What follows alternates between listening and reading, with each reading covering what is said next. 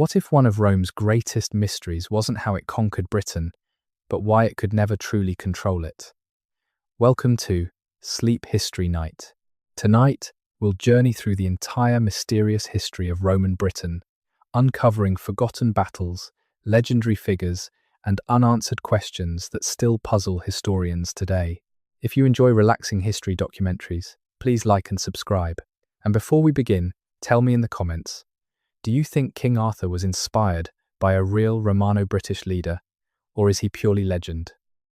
Before Roman soldiers ever marched across its fields, before stone roads, forts, and imperial banners reached its shores, Britain existed in the imagination of the ancient world as something far stranger than a distant island. To many Mediterranean civilizations, it lay beyond the edge of familiar geography, wrapped in cold seas, thick forests, and stories that blurred the line between observation and myth. Sailors spoke of violent tides unlike those anywhere else, of endless fog drifting over rocky coastlines, and of tribes whose customs seemed untouched by the rules that governed the great civilizations farther south. Long before the name Britannia appeared on Roman maps, the island had already become a place where rumour often travelled faster than fact.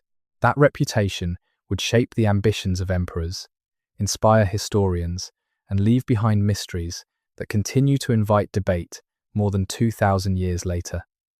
The irony is that Britain was never truly hidden.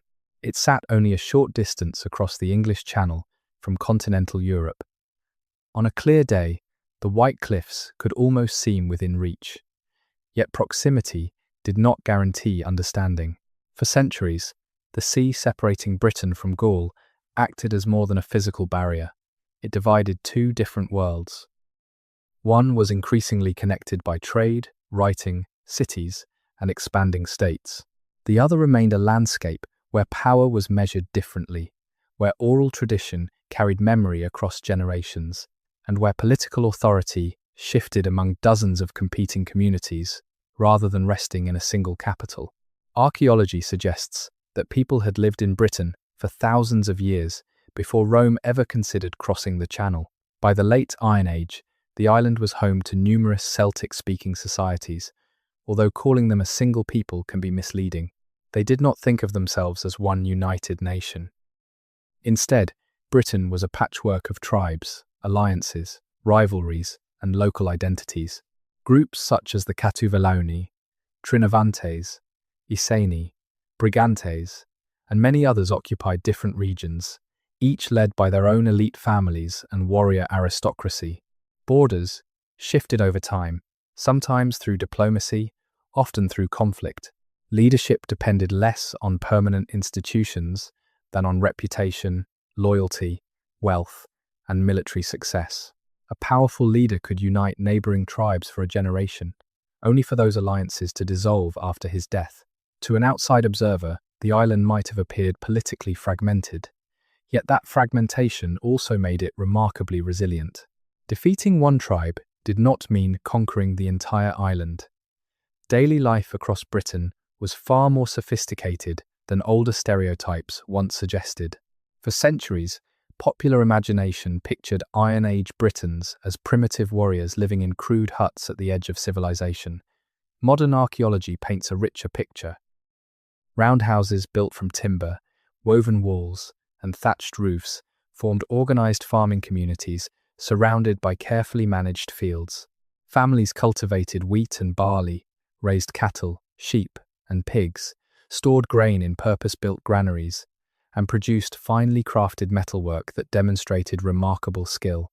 Iron tools improved agriculture, while local craftspeople created decorated jewelry, weapons, and ceremonial objects, displaying artistic traditions distinct from those of Rome. Wealth varied greatly, but society was neither chaotic nor unsophisticated. Trade connected many communities across Britain and beyond. Long before Roman conquest, merchants crossed the Channel carrying wine, pottery, glassware, and luxury goods from continental Europe, exchanging them for metals, livestock, hides, hunting dogs, and perhaps most famously, tin from southwestern Britain. Tin mattered enormously in the ancient world, because it was an essential ingredient in producing bronze. Classical writers often described mysterious tin islands, though historians continue debating exactly which places those accounts referred to. Cornwall has frequently been suggested, but certainty remains elusive. Regardless, Britain clearly occupied an important position within broader trade networks centuries before becoming part of the Roman Empire. Yet commerce was only one side of Britain's identity. The island's natural environment shaped every aspect of life. Dense forests covered much of the landscape. Vast wetlands stretched across lowlands. Rivers wound through fertile valleys, and hills offered commanding views over surrounding territories. Travel could be slow and unpredictable. Communities adapted to local geography, building impressive hill forts on elevated ground that served various roles depending on place and period. Some functioned as centers of power, others as seasonal gathering sites, defensive refuges, or symbols of prestige. Archaeologists increasingly caution against assuming every hill fort existed solely for warfare.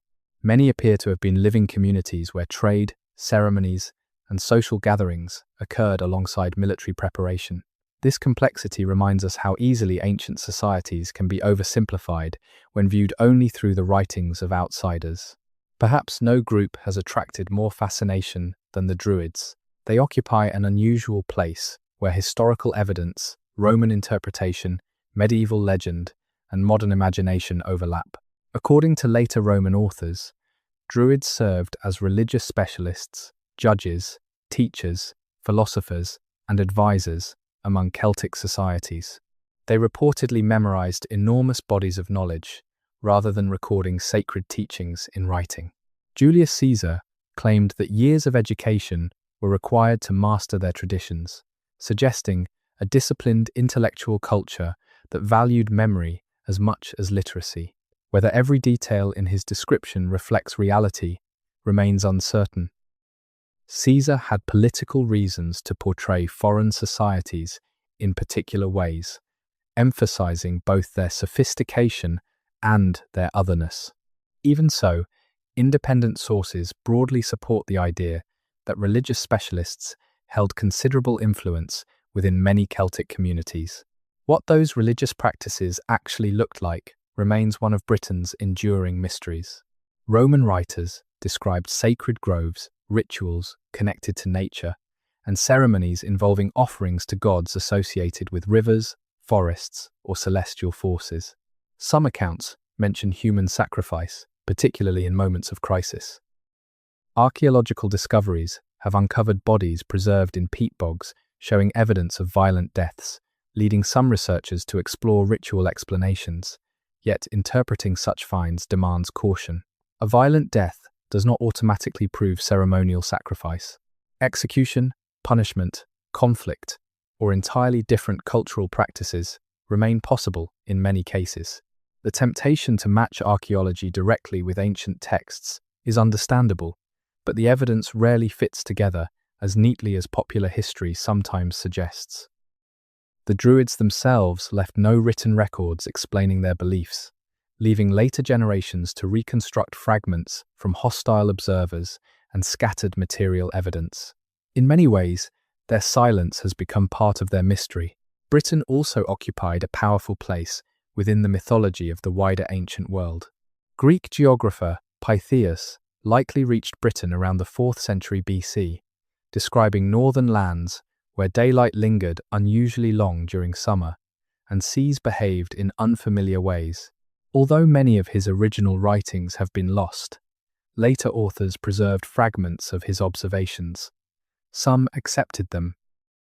Others dismissed them as exaggerations or fantasy.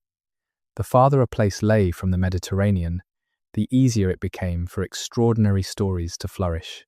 Britain gradually transformed into a landscape where reality mixed with speculation. Tales circulated about islands wrapped in perpetual mist, strange religious practices, giant tides, and remote peoples living according to customs almost unimaginable to Roman audiences. Such stories reveal as much about Mediterranean perceptions as they do about Britain itself. Unknown places often become mirrors, reflecting the fears and curiosities of those imagining them. Despite the aura of mystery, Britain was not isolated from continental politics. During the decades before Caesar's arrival, interactions between Britain and Gaul intensified. Elite families forged alliances across the Channel. Trade expanded. Some tribal leaders likely maintained political relationships with communities in what is now northern France and Belgium. Coins produced in southeastern Britain increasingly resembled continental designs, suggesting both economic and cultural exchange. Rather than existing outside history, Britain participated in a wider network while preserving distinctive traditions of its own. This balance between connection and independence may explain why Rome eventually became interested. The island was close enough to matter, wealthy enough to tempt, yet different enough to challenge imperial ambition. To Roman leaders, watching events unfold in Gaul, Britain represented more than another distant land. Reports suggested that British tribes occasionally supported resistance against Roman expansion on the continent, offering refuge, trade, or alliances to enemies of Rome. Whether these reports were fully accurate or politically convenient remains debated, but they contributed to an image of Britain as both opportunity and threat. An unconquered island lying just beyond the empire's northern frontier could never remain entirely ignored, especially by ambitious commanders seeking military glory, and few Roman politicians understood the value of spectacular achievements better than Julius Caesar. Yet before his ships ever approached Britain's shores, another conquest had already taken place, the conquest of imagination. The island had become a symbol of the unknown. It represented the edge of the map where certainty faded and possibility began. Every rumor about hidden wealth, powerful priests, fearless warriors, or sacred landscapes added another layer to its reputation. Even today, separating myth from history is not always straightforward. Archaeology continues, revealing remarkable discoveries beneath fields, rivers, and ancient settlements, while new interpretations regularly reshape older assumptions. Some long-accepted narratives have weakened under closer examination. Others have grown stronger as evidence accumulates. The picture that emerges is neither the savage wilderness imagined by some Roman writers, nor the romantic kingdom of later legends. Instead, Britain before Rome appears as a complex, dynamic world with its own political systems, economies, beliefs, and identities. A society sophisticated in ways that did not always resemble Mediterranean civilization, but deserve equal attention. Standing on the coast of Gaul around the middle of the 1st century BC, Julius Caesar faced more than a narrow stretch of water. Beyond those restless waves lay an island already famous without being fully understood, influential without being unified, prosperous without resembling Rome, and mysterious enough to promise something every ambitious conqueror desired: the chance to venture where few from his world had gone before. That promise, balanced somewhere between history and legend, would soon draw Rome across the sea and begin one of the most remarkable chapters in Britain's long and often enigmatic past. By the summer of 55 BC, Julius Caesar had already become one of the most celebrated generals in Rome. His campaigns in Gaul had expanded Roman influence farther than many had imagined possible, yet military success alone was never enough for a man whose ambitions reached beyond the battlefield. Every victory strengthened his political position back in Rome, where rivals watched closely and public opinion could shift as quickly as the winds over the Mediterranean. Caesar understood something that many commanders before him had learned only too late. History was not written solely by those who won wars, but by those who convinced others that their victories were extraordinary. Britain offered exactly that opportunity. It was close enough to reach, mysterious enough to capture the Roman imagination, and largely untouched by Roman arms. Conquering such a place, or even appearing to do so, promised prestige unlike any ordinary campaign. Yet behind the promise of glory lay more practical concerns. Caesar claimed that tribes from Britain had repeatedly supported resistance against Roman operations in Gaul, providing warriors or safe refuge across the Channel. Modern historians generally agree that contacts between Britain and Gaul were extensive, although the exact scale of military assistance remains difficult to measure. It is entirely plausible that some British leaders maintained alliances with communities on the continent, but Caesar may also have emphasized this threat to justify an expedition that served broader political ambitions. His own writings naturally present the invasion as a necessary strategic move. As with much of the commentaries on the Gallic War, separating military necessity from political storytelling remains one of the enduring challenges of studying Caesar's career. Preparations began with uncertainty rather than confidence. Unlike campaigns across continental Europe, Caesar possessed remarkably little reliable information about Britain itself. He openly admitted that Roman merchants knew surprisingly little about the island's interior because few had travelled far beyond its coastal trading ports. To reduce this ignorance, he dispatched Gaius Volusinus on a reconnaissance mission. Volusinus explored the coastline but never ventured deeply inland, returning with only limited intelligence. Even before the invasion began, Caesar was making decisions based on incomplete knowledge. The sea itself represented an obstacle, unfamiliar to legions accustomed to marching over land. Crossing the English Channel required favourable weather, disciplined coordination, and a measure of luck that no Roman general could command. The first expedition, launched late in the campaigning season of 55 BC, reflected both boldness and haste. Caesar transported 2 legions across the Channel with a relatively modest fleet, while much of his cavalry failed to arrive after storms scattered transport ships before they could complete the crossing. This absence would prove more significant than it initially appeared. Roman infantry excelled in disciplined formations, but cavalry played a crucial role in reconnaissance, pursuit, and maintaining battlefield flexibility. Landing without mounted troops meant beginning the campaign at an immediate disadvantage. As the Roman fleet approached Britain's southeastern coast, another problem became obvious. British warriors had gathered along the shoreline, occupying elevated ground overlooking the beaches. Caesar recognized that attempting a landing under direct attack would expose his soldiers to missiles while they struggled through unfamiliar surf, carrying heavy armor and equipment. The geography itself favored the defenders. Rather than forcing an immediate assault, he sailed farther along the coast, searching for a more suitable landing place. Scholars continue debating the precise location, with several sites proposed over the years, including areas near modern Deal or Pegwell Bay. Archaeological evidence has strengthened some possibilities, while leaving room for continued discussion. The exact beach may never be identified with complete certainty, illustrating how even famous historical events can retain surprising uncertainties. Eventually, the Romans committed to landing, and the operation quickly descended into confusion. Roman soldiers were experienced fighters, but they were not trained for amphibious assaults under enemy pressure. Heavy shields absorbed water, armor restricted movement, horses struggled in the surf. British warriors, moving more freely along the shallows and shoreline, launched attacks while Roman troops attempted to organize themselves. Caesar later described a moment of hesitation before the standard-bearer of the 10th Legion reportedly leaped into the sea, calling on fellow soldiers to follow if they wished to avoid abandoning their eagle. Whether this scene unfolded exactly as described is impossible to verify.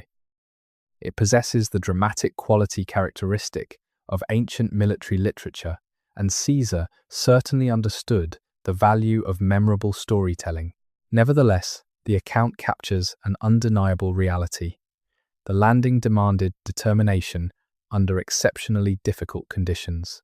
Once enough soldiers reached dry ground and established formation, Roman discipline gradually shifted the balance. British forces withdrew inland, avoiding a decisive confrontation. Yet victory remained incomplete.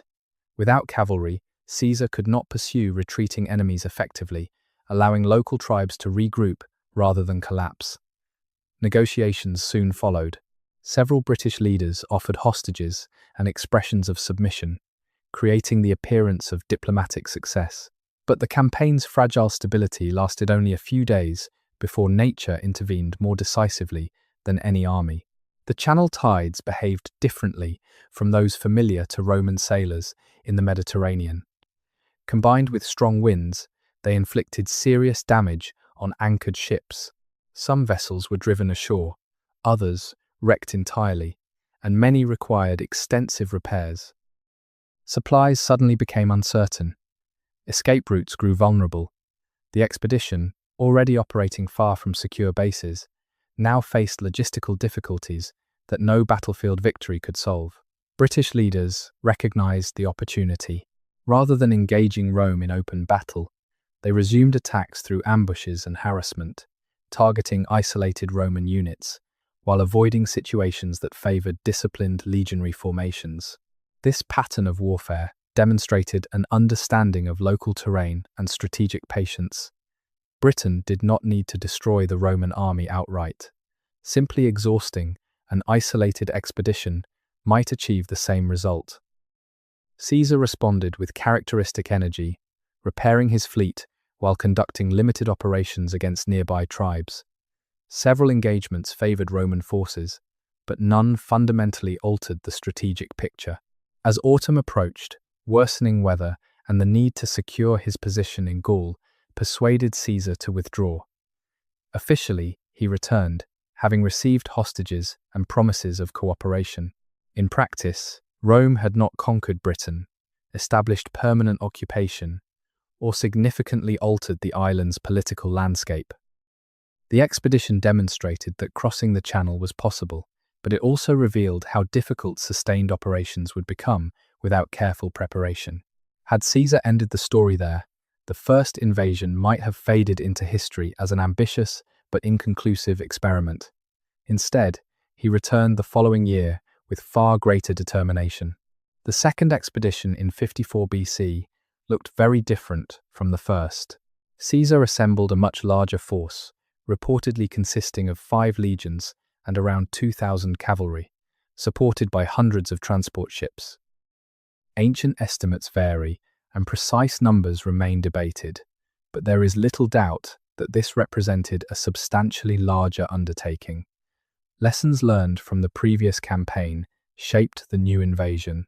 Better planning, stronger logistical support, and overwhelming numbers increased the likelihood of success. This time, British resistance at the shoreline proved less effective. Whether local tribes were surprised by the scale of the invasion or deliberately chose to avoid repeating earlier tactics remains uncertain, but Roman forces established their beachhead with considerably fewer difficulties. Advancing inland, Caesar encountered a more organized form of resistance led by Cassivellaunus, a powerful ruler from the region north of the River Thames. Unlike the fragmented responses of the previous year, British opposition increasingly centered around coordinated efforts to delay, disrupt, and wear down Roman advances. Cassivellaunus understood that matching Roman infantry in conventional battle carried enormous risks. Instead, mobility became his greatest advantage.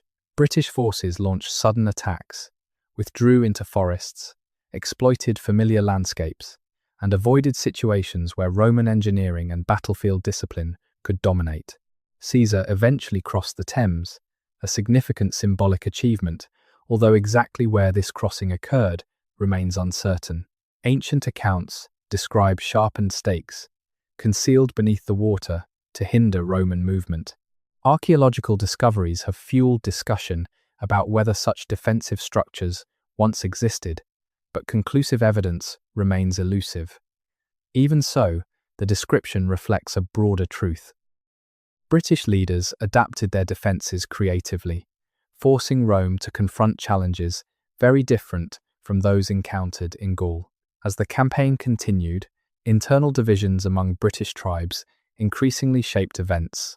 Several groups hostile to Cassivellaunus chose to negotiate with Caesar rather than continue resistance. Their cooperation provided intelligence, supplies, and strategic advantages that weakened British unity. This pattern would appear repeatedly throughout Roman history. Empires often expanded not solely through military superiority, but by exploiting existing rivalries among neighboring communities. Cassivellaunus eventually sought terms after realizing that continued resistance offered diminishing prospects. Hostages were exchanged, tribute was discussed, and Caesar declared success before preparing for another withdrawal. Yet once again, the essential question remains remarkably simple. What exactly had Rome achieved? Caesar never established a permanent garrison. He built no enduring forts. No Roman governor remained behind to administer the island. Within months of his departure, Britain returned to local control. Nearly a century would pass before Emperor Claudius launched the invasion that truly created Roman Britain. If measured by lasting territorial conquest, Caesar's expeditions appear incomplete. If measured by political theatre, intelligence gathering, and strategic demonstration, they become considerably more significant. They proved that Britain was accessible, exposed Roman commanders to the island's geography, and introduced Rome to political networks that would later influence imperial expansion. Perhaps the greatest legacy of Caesar's invasions lies not in what they accomplished immediately, but in how they transformed Britain's place within the Roman imagination. Before 55 BC, the island existed largely as a distant curiosity wrapped in rumour. After 54 BC, it became a tangible frontier that Rome believed could eventually be controlled. Caesar's own writings played an enormous role in shaping that perception. His commentaries remain the principal narrative source for both expeditions, but they were never intended as neutral history. They functioned as political documents written by a commander presenting his achievements to audiences in Rome. That does not make them unreliable in every detail. Many observations align remarkably well with archaeological evidence and broader historical understanding. Yet, they demand careful reading. Caesar rarely emphasized setbacks, unless doing so enhanced the drama of eventual success. Difficulties became opportunities to showcase Roman courage. Uncertainty became evidence of bold leadership. Diplomatic compromises appeared as decisive victories. Modern scholarship often views his account as both invaluable and carefully constructed, containing authentic observations filtered through the priorities of one of history's greatest political communicators. This tension between evidence and narrative is precisely what makes Caesar's invasions so compelling today. They are neither complete triumphs nor outright failures. They occupy an intriguing middle ground where military reality, political ambition, and historical memory intersect. Rome crossed the sea twice, fought battles, negotiated with tribal leaders, and returned home claiming success. Britain remained unconquered.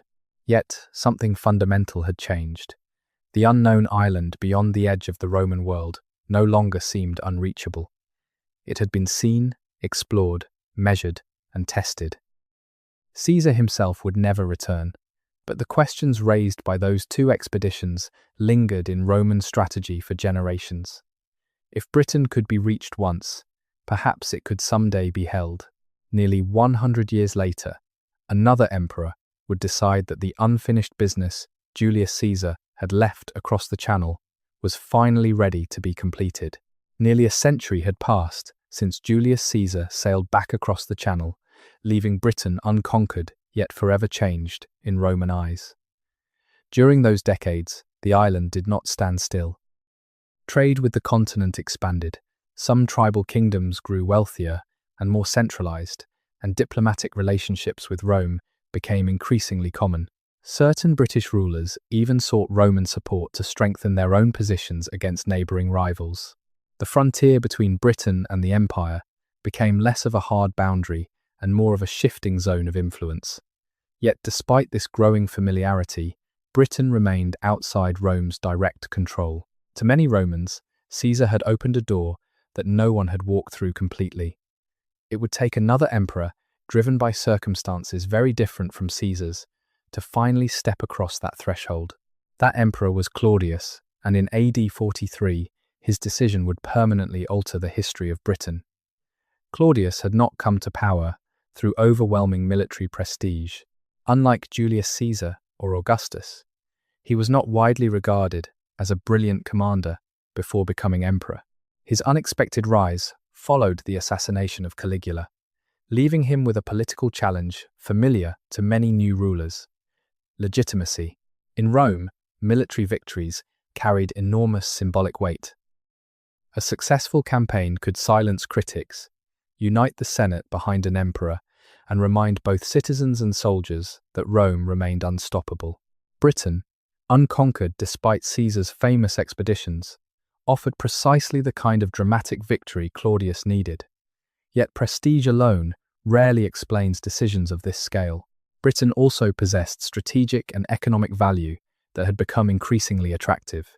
The island produced metals, including lead, silver, iron, and perhaps most importantly, for earlier generations, tin. These resources supported industries essential to the Roman economy. Agricultural land promised food supplies, while control of Britain would eliminate a potential refuge for enemies operating across the Channel. In Roman strategic thinking, unstable frontiers often appeared more dangerous than distant ones. Incorporating Britain into the empire seemed capable of solving several problems at once, even if the true costs remained unknown. The invasion that began in AD 43 was unlike Caesar's earlier expeditions in almost every respect. Rather than launching a brief demonstration of Roman power, Claudius prepared for permanent occupation. Historical sources suggest that approximately 4 legions, supported by auxiliary troops recruited from across the empire, crossed the Channel under the command of Aulus Plautius. Estimates vary, but the total force may have approached 40,000 men, making it one of Rome's largest overseas invasions. These soldiers represented a remarkable cross-section of the empire itself. Alongside Roman citizens marched cavalry from Gaul, archers from Syria, infantry from Germany, engineers from Italy, and specialists whose combined experience reflected decades of campaigning across Europe and beyond. Rome rarely conquered through numbers alone. Its greatest advantage lay in organization. Every soldier understood his place within an enormous military machine designed to function even in unfamiliar landscapes. Once ashore, Roman forces advanced cautiously into southeastern Britain. They soon encountered resistance from the Catuvelauni, one of the most powerful tribal kingdoms in southern Britain, led by the brothers Caratacus and Togodumnus. Unlike the fragmented opposition Caesar had faced decades earlier, these leaders coordinated broader resistance against the invading army. Several engagements followed, including battles traditionally associated with the rivers Medway and Thames, although exact locations remain debated among historians. Archaeological evidence supports intense military activity during the campaign, but matching every ancient description to modern landscapes remains challenging. Britain rarely reveals its secrets without ambiguity. The campaign demonstrated once again that British leaders understood the advantages of their own terrain. Rivers became defensive barriers. Forests complicated Roman formations. Local knowledge allowed defenders to withdraw, regroup, and strike unexpectedly. Yet Rome's military system excelled at adapting. Engineers constructed bridges with astonishing speed. Supply lines extended across newly occupied territory. Discipline allowed legions to recover quickly, even after difficult engagements. Victory emerged not from a single overwhelming battle, but from sustained operational pressure that gradually exhausted organized resistance. During these early campaigns, Togodumnus is believed to have died, though the circumstances remain uncertain. His death likely weakened coordinated British leadership at a critical moment, while Caratacus chose to continue resistance farther west rather than risk annihilation in the southeast. At this stage, something unusual occurred. Claudius himself travelled from Rome to Britain.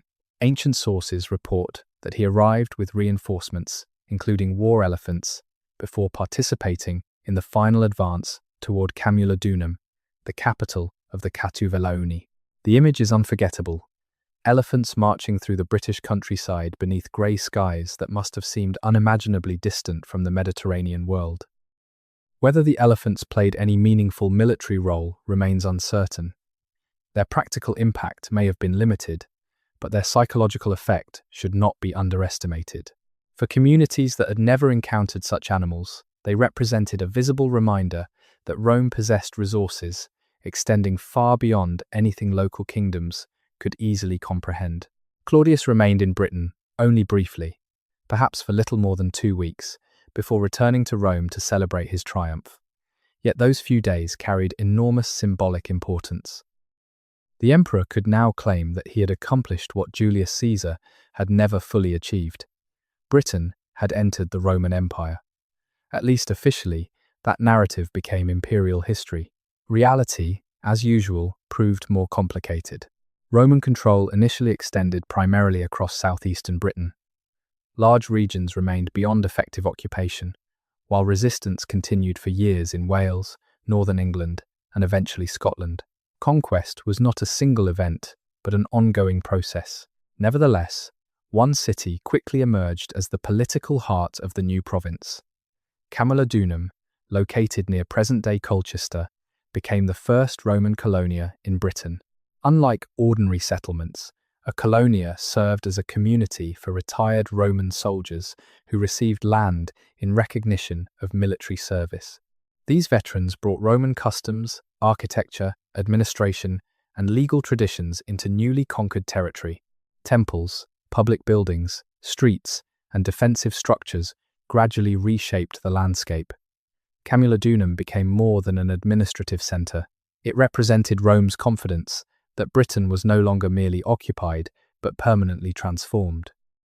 Yet, beneath this confidence, lay tensions that would later erupt with devastating consequences.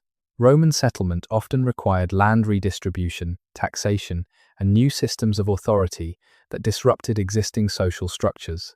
Communities that had accepted diplomatic relationships with Rome sometimes reacted differently when confronted with permanent occupation. The distinction between alliance and domination became impossible to ignore. For some British elites, cooperation with Rome offered opportunities. They gained access to luxury goods, political recognition, and participation in imperial trade networks. Others viewed the expanding Roman presence as an existential threat to traditional authority. Both responses could exist simultaneously, sometimes within the same tribe or even the same family. This complexity challenges older interpretations that divide Britain neatly into collaborators and resistors. Human societies rarely organize themselves so simply. While military operations continued, Roman administrators began constructing the foundations of an entirely new provincial system. Roads linked military positions with settlements. Forts secured communication routes. Tax collection gradually developed. Governors oversaw civil administration, while legions protected expanding frontiers. Rome understood that conquest could not depend indefinitely upon armies alone. Lasting control required infrastructure capable of connecting distant regions to the wider empire. One remarkable aspect of Roman expansion involved its ability to standardize administration across territories stretching from Britain to North Africa and the Near East. The same legal concepts, engineering techniques, coinage, and bureaucratic practices appeared thousands of miles apart. Yet Britain never became simply another interchangeable province. Geography continued shaping every decision. Rivers determined transport routes. Hills influenced fort locations. Dense woodlands slowed movement. Seasonal weather affected campaigns far more dramatically than in many Mediterranean provinces. Roman commanders repeatedly discovered that Britain's climate could be as formidable as its warriors. Rain turned roads into mud. Winters complicated logistics. Supply ships crossing the Channel depended upon favorable conditions that could never be guaranteed. In this environment, Roman engineering became not merely impressive, but essential. Why Britain mattered so deeply to Rome has inspired continuing discussion among historians. Economic motives certainly played a role. Rich mineral deposits generated considerable wealth, particularly through lead mining, while agricultural production expanded under Roman administration. Strategic considerations also remained important. Controlling Britain reduced opportunities for anti-Roman alliances across the Channel, and projected imperial authority to what Romans viewed as the northwestern edge of the known world. Yet prestige may have been equally significant. Conquering lands beyond Caesar's incomplete achievement allowed Claudius to associate his reign with one of Rome's greatest historical figures, while demonstrating that the empire still possessed limitless ambition. Perhaps the answer lies not in choosing one explanation over another, but in recognizing that successful imperial decisions often emerge from multiple overlapping motives. Britain could simultaneously enhance security, generate revenue, strengthen political legitimacy, and satisfy Roman ideals of expansion. Even after Claudius returned to Rome, military operations continued relentlessly. Caratacus refused to surrender. Instead, he led resistance for several more years, shifting westward into territories where Roman control remained uncertain. His persistence reminds us that the creation of Roman Britain was not completed in AD 43. It unfolded through countless campaigns, negotiations, alliances, and betrayals extending across decades. Every newly constructed fort represented another contested frontier rather than a settled peace. Every road cut through landscapes whose inhabitants remembered a different world. Looking back, it is tempting to imagine the invasion as inevitable. Rome possessed greater resources, professional armies, advanced engineering, and administrative experience unmatched by any single British kingdom. Yet, inevitability often appears only in hindsight. Had tribal alliances remained stronger, had weather disrupted crossings more severely, or had Roman politics shifted before the invasion, history might have unfolded differently. The archaeological record repeatedly reminds us that empires are shaped not only by grand strategy, but by unpredictable human decisions, environmental conditions, and moments of fortune impossible to anticipate. What Claudius achieved was extraordinary, but it was also fragile. Beneath the appearance of imperial order, resentment continued to grow. Roman governors believed they had founded a stable province. New temples rose above the landscape, retired soldiers settled their farms, taxes flowed toward Rome, and imperial administration expanded year by year. Yet many Britons saw something entirely different. They saw ancestral lands changing hands, unfamiliar laws replacing traditional authority, and foreign power becoming increasingly permanent. The conquest had succeeded militarily, but winning battles and winning acceptance were never the same thing. Before long, one woman would transform that hidden resentment into the most devastating rebellion Rome had yet faced in Britain, proving that beneath the new province's polished appearance, the island remained every bit as defiant as it had been before the first Roman ship ever crossed the Channel. By the beginning of the 60s AD, Roman Britain appeared, at least on the surface, to be settling into the rhythm of an ordinary imperial province. New roads stretched across the countryside, military forts guarded strategic crossings, merchants carried Mediterranean goods into growing settlements, and Roman officials increasingly believed that the most difficult years of conquest were behind them. From Rome's perspective, the island was slowly becoming another successful addition to the empire, no different from Gaul or Hispania. But beneath that appearance of stability lay tensions that had never truly disappeared. They had merely been postponed. The Roman system depended not only on military strength but also on cooperation from local elites, careful political balance, and a belief that imperial authority ultimately benefited those who accepted it. When that balance collapsed, events could unfold with astonishing speed. Few moments in the history of Roman Britain demonstrate this more dramatically than the rebellion led by a woman whose name would echo through history long after the smoke of burned cities had faded: Boudica. She was the queen of the Iceni, a powerful tribe occupying much of what is now eastern England. Unlike many kingdoms that had resisted Rome outright, the Iceni had initially maintained a more complicated relationship with imperial authority. They remained nominal allies after the Roman invasion under Claudius, preserving a degree of internal autonomy while recognizing Roman supremacy. This arrangement reflected a common Roman strategy: Rather than immediately replacing every local ruler, Rome often governed through allied kings, who maintained order in exchange for loyalty. Such systems could remain remarkably stable when both sides respected the agreement. They could also collapse overnight when trust disappeared. That collapse began with the death of Boudica's husband, King Prasutagus. Ancient sources, particularly the historian Tacitus, describe how Prasutagus attempted to protect his kingdom by naming both his daughters and the Roman Emperor Nero as joint heirs in his will. Whether this legal arrangement reflected genuine confidence in Roman goodwill or simply represented his best available option remains impossible to know. What followed suggests that the strategy failed completely. Instead of honoring the arrangement, Roman administrators allegedly treated the kingdom as conquered territory. Noble families lost their property, wealth was confiscated, loans were aggressively collected. According to Tacitus, Boudica herself was publicly flogged, while her daughters suffered horrific abuse at the hands of Roman soldiers. These accounts remain central to understanding the rebellion, yet they also require careful consideration. Tacitus wrote several decades after the events, relying on earlier reports and political traditions. Cassius Dio, writing much later, offered his own version with notable differences. Most historians accept that severe mistreatment occurred, though the precise details can no longer be verified independently. Even allowing for possible embellishment, the broader pattern fits what is known about Roman provincial abuses elsewhere in the empire.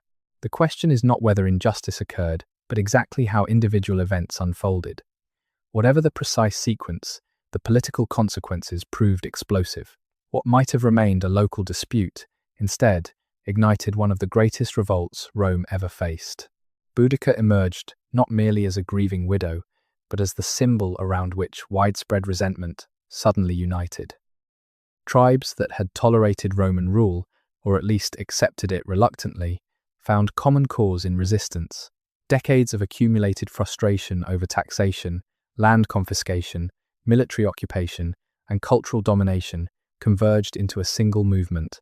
Rome had conquered Britain militarily, but it had never erased local identities. Now those identities returned with extraordinary force. Timing also favoured the rebels. The Roman governor, Gaius Suetonius Paulinus, had taken much of the provincial army westward into modern Wales, conducting campaigns against the island of Mona, today known as Anglesey. Roman commanders considered Mona an important centre of Druidic influence. Ancient writers described sacred groves and religious leaders whose authority extended beyond individual tribes, although the exact importance of the island continues to be debated. Whether or not Mona truly functioned as the spiritual heart of Celtic Britain, Rome clearly regarded it as strategically significant. That decision left southeastern Britain less heavily defended precisely when rebellion erupted. Boudica moved quickly. Her first target was Camulodunum, the former capital of the Catuvellauni and now the principal Roman colonia in Britain. The choice was deeply symbolic. Camulodunum represented Roman victory, made permanent. Retired legionaries had settled there, Roman temples dominated the skyline, and the temple of the divine Claudius stood as a visible reminder of imperial authority. To many Britons, it embodied foreign occupation. Archaeological excavations have revealed a striking destruction layer dating to this period, containing widespread evidence of intense fire. Burned debris, collapsed buildings, and traces of sudden devastation strongly support ancient accounts describing the city's destruction. Here, archaeology and written history align with unusual clarity. Roman defenders, lacking sufficient military support, were overwhelmed. The city fell, and much of it burned. News travelled rapidly through the province. Panic spread almost as quickly as the rebellion itself. The Roman procurator, Catus Decianus, attempted to organize resistance, but possessed few reliable troops. Reinforcements proved inadequate. The famed 9th Legion, commanded by Quintus Petilius Cerealis, marched to relieve the crisis, but was ambushed before reaching the city. Its infantry suffered devastating losses. Although the cavalry escaped, the defeat carried enormous psychological significance. Roman legions were symbols of imperial invincibility. Seeing one nearly destroyed by tribal forces shattered assumptions that Britain had already been pacified. From Camulodunum, Boudica's army turned toward Londinium. At this moment, London was still a relatively young settlement, founded after the Roman conquest as an important commercial centre rather than a long-established tribal capital. Its location on the River Thames made it strategically valuable for trade and administration, but it possessed limited defensive fortifications. Governor Suetonius Paulinus reached the city before the rebels, assessed the situation, and made a decision that has remained controversial ever since. Recognizing that his available forces were insufficient to defend the settlement, he ordered an evacuation. Those able to leave departed with the army. Others, whether through age, illness, loyalty, or simple inability to flee, remained behind. Roman strategy sacrificed the city in order to preserve the field army. It was a cold calculation, but one consistent with military logic. If the army survived, Britain could still be recovered. If the army were destroyed inside Londinium, the entire province might collapse. Boudica entered an abandoned city. Once again, fire consumed Roman buildings. Archaeological evidence reveals another extensive burned layer beneath modern London, confirming widespread destruction during the rebellion. Walking through the financial district today, few people realize that beneath the streets lies physical evidence of one of the greatest disasters in the city's history.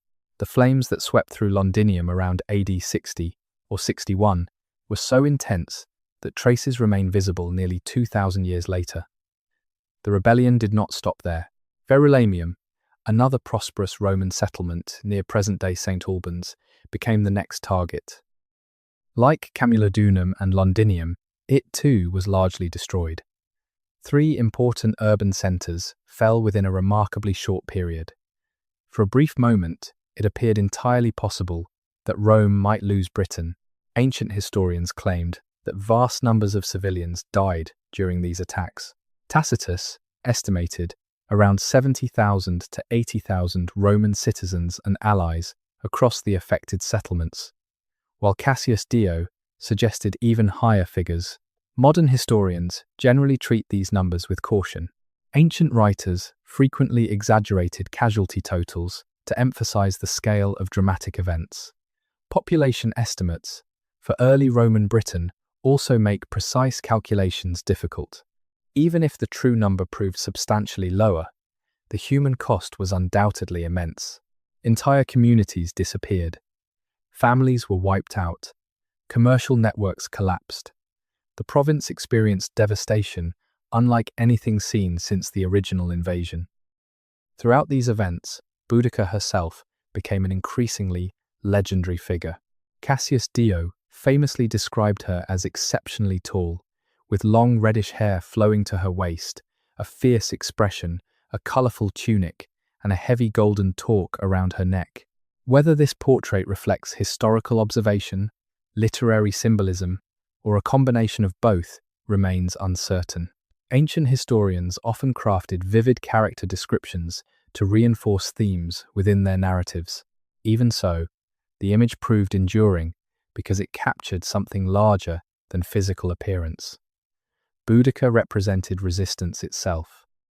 She embodied Britain's refusal to accept that conquest automatically meant submission. Eventually, however, rebellion confronted the reality that Rome's greatest strength had never been individual battles. It was discipline under pressure. Suetonius Paulinus gathered the forces available to him, including elements of the 14th Legion, the 20th Legion, and supporting auxiliaries. Outnumbered, perhaps dramatically so depending on which ancient estimates one accepts, he carefully selected terrain that neutralized the rebels' numerical advantage. The exact location of the final battle remains unknown, despite generations of investigation. Proposed sites stretch across parts of central England, with Watling Street frequently associated with the encounter, though definitive archaeological confirmation has never emerged. This uncertainty adds yet another mystery to one of Britain's most famous historical episodes. The battle itself proved decisive. Roman formations held firm, while disciplined volleys of pila disrupted charging warriors before close combat began. Narrow terrain limited opportunities for the larger British force to surround the legions. Once momentum shifted, the outcome became catastrophic for the rebels. Ancient sources describe enormous casualties among Boudica's followers, though once again the reported numbers likely exceed what can be demonstrated with confidence. The essential point, however, remains beyond dispute. The rebellion collapsed. Rome retained Britain. What happened to Boudica afterward is surprisingly uncertain given her historical significance. Tacitus wrote that she took poison to avoid capture. Cassius Dio instead suggested she died from illness sometime after the defeat, before receiving an elaborate burial. Neither account can be independently confirmed. No tomb confidently identified as Boudica's has ever been discovered. Over the centuries, legends placed her grave beneath fields, ancient mounds, and even beneath railway platforms in modern London. Yet none of these stories rests upon convincing evidence. Her final resting place, if it survives at all, remains one of Britain's enduring historical mysteries. In the aftermath, Emperor Nero reportedly considered abandoning Britain altogether, recognizing how close the province had come to disaster. Ultimately, Rome chose a different path. Rather than withdrawing, imperial authorities reformed aspects of provincial administration, replacing officials whose actions had helped provoke the uprising and pursuing a somewhat more cautious approach toward governing local communities. The lesson was unmistakable. Military conquest alone could seize territory, but maintaining an empire required something more difficult: understanding the people expected to live within it. The smoke eventually cleared from Camulodunum, Londinium, and Verulamium. New buildings rose where ashes had settled. Roads reopened. Trade resumed. Roman Britain survived, stronger in some ways because of the crisis it had endured. Yet beneath the rebuilt cities lingered a memory that no reconstruction could erase. For one extraordinary year, a queen from eastern Britain had brought the greatest empire on earth to the edge of losing everything it had gained across the Channel. Even in defeat, Boudica ensured that Roman Britain would never again mistake outward peace for unquestioned loyalty, and her rebellion would become the defining reminder that beneath every province lay histories, identities, and ambitions capable of reshaping the course of an empire. When the fires of Boudica's rebellion finally died down, Roman Britain faced a choice that every empire eventually confronts after surviving a major crisis. It could rule through fear alone, relying on legions and punishment to maintain order, or it could build something durable enough that many of the conquered would eventually see themselves as participants rather than permanent enemies. Rome, despite its reputation for military conquest, often proved remarkably pragmatic. The emperors who followed Nero understood that rebuilding Britain required more than replacing burned buildings. They needed to restore confidence, expand prosperity, strengthen infrastructure, and convince both Romans and Britons that peace could be more profitable than rebellion. Over the next 6 decades, roughly between AD 61 and 122, Roman Britain entered what many historians regard as one of its most prosperous and transformative periods. It was not an age without conflict, nor was every corner of the island equally peaceful, but it was a time when the province began to resemble a functioning part of the Roman world, rather than a recently conquered frontier. The transformation became visible first in the cities. Londinium, which only a few years earlier had been reduced to blackened ruins, rose again with astonishing speed. Its location, on the River Thames, remained too valuable to abandon. Merchants returned, warehouses expanded along the waterfront, and ships arrived carrying goods from across the empire. Imported wine from Gaul, olive oil from Hispania, fine pottery from southern France, glass from the Rhineland, and luxury items from even farther east flowed into the growing settlement. Roads converged on the city from multiple directions, linking Britain to an economic network stretching thousands of miles. Londinium was never simply rebuilt. It was reimagined on a larger scale, becoming the commercial heart of Roman Britain. Walking through its streets during the early 2nd century would have revealed an astonishing blend of cultures. One might hear Latin spoken by government officials, Celtic languages among local traders, Germanic dialects from auxiliary soldiers, and perhaps even Greek from merchants traveling through imperial trade routes.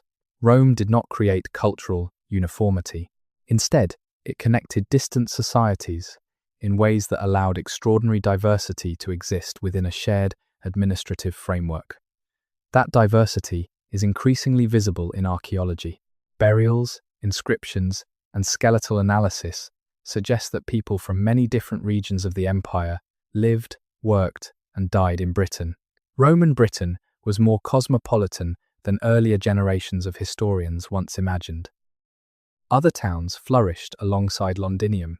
Verulamium recovered from destruction and developed into one of the province's wealthiest urban centres.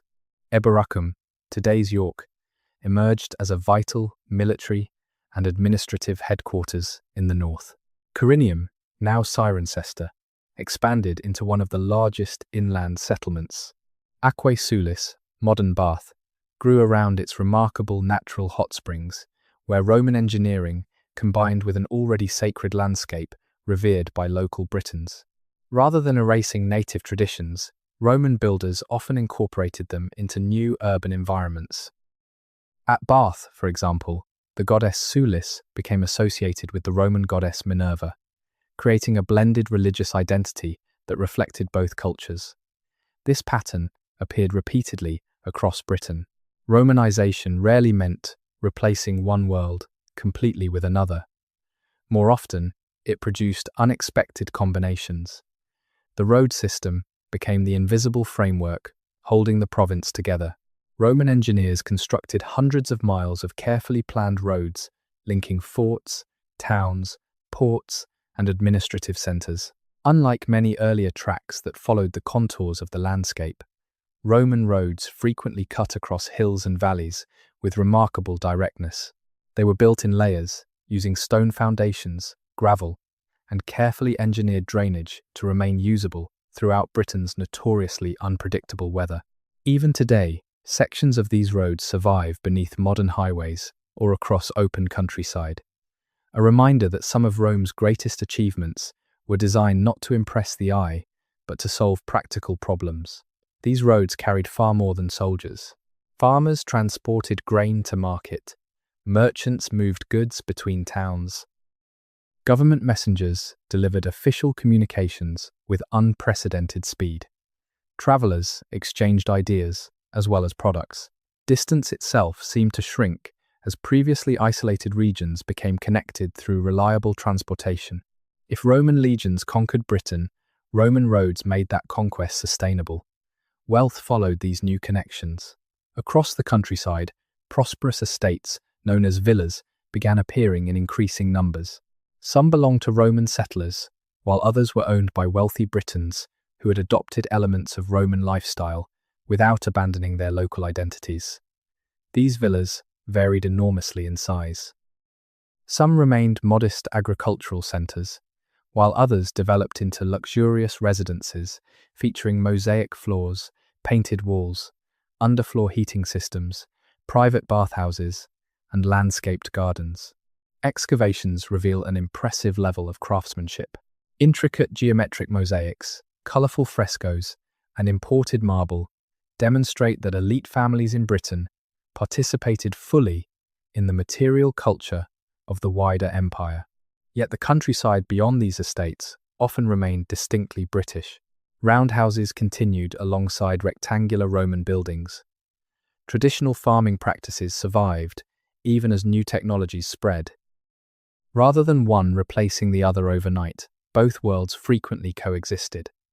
Perhaps nowhere was Roman confidence more visible than in its public bathhouses. To modern audiences, the idea of building elaborate bathing complexes in Britain's cool climate may seem surprising, but these structures represented far more than places to wash. They functioned as social centres where people met friends, conducted business, exercised, discussed politics, and relaxed. Bathing followed an organized sequence through heated and cooled rooms, creating routines familiar across the empire, from North Africa to northern Britain. The engineering behind these complexes remains remarkable. Underground furnaces heated air that circulated beneath raised floors and inside hollow walls, warming entire buildings through a system known as the hypercaust. Such technology required skilled construction, constant maintenance, and reliable fuel supplies. It symbolized not simply luxury, but confidence in long-term stability. No one invests enormous resources in permanent architecture unless they believe they intend to stay. Religion also evolved during this period in fascinating ways. Roman Britain became home to an extraordinary mixture of beliefs. Traditional Celtic gods remained important, yet many acquired Roman names or became identified with Roman deities possessing similar characteristics.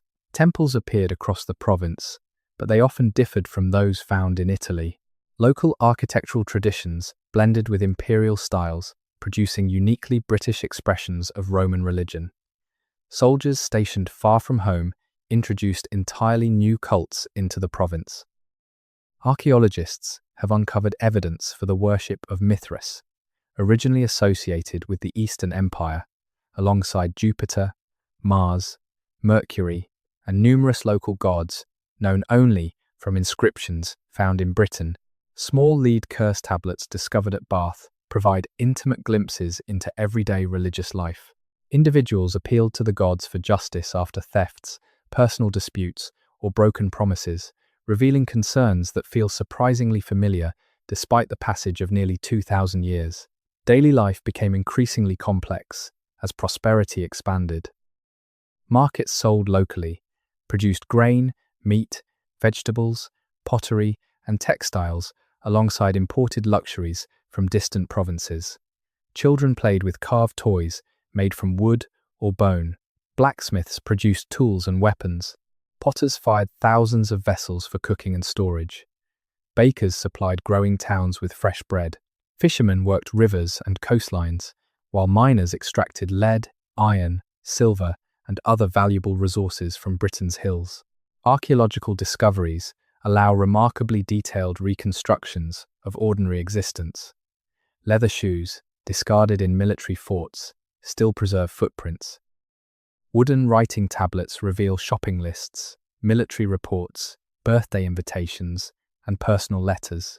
Lost hairpins, gaming pieces, keys, combs, and cooking utensils remind us that beneath the grand narratives of emperors and battles lived millions of ordinary people whose daily routines rarely entered historical texts. One of the most fascinating aspects of this period is the gradual process historians often describe as Romanization. Yet even that familiar term has become increasingly debated. Earlier scholarship sometimes imagined Roman culture spreading outward from cities until native traditions gradually disappeared. Modern archaeology paints a more nuanced picture. Different communities adopted Roman customs selectively. Some embraced Latin inscriptions, while preserving traditional religious practices. Others built Roman-style houses, but continued preparing food according to older traditions. Elite families often adopted Roman dress for public ceremonies, while maintaining local identities within their own communities. In many rural areas, change occurred slowly and unevenly. Roman Britain never became simply another Italy. Instead, it developed into something distinct, a society where Mediterranean administration interacted continuously with local customs, creating a provincial culture unlike any other within the empire. Military presence remained central even during these peaceful decades. Legions continued expanding Roman influence northward, while engineers built new forts and roads deeper into Britain. Auxiliary soldiers recruited from across Europe settled after completing their service, marrying local women and establishing families whose children belonged to more than one cultural tradition. Military frontiers also became economic frontiers. Traders followed the army, supplying food, equipment, clothing, and entertainment. Settlements grew outside fort walls, eventually developing into permanent communities. The army did not exist separately from civilian life. It shaped local economies in countless ways. Yet despite this prosperity, subtle signs suggested that Rome had not solved every challenge. Beyond the northern frontier, independent tribes continued resisting imperial expansion. Campaigns pushed farther into what is now Scotland, but holding distant territory proved increasingly difficult.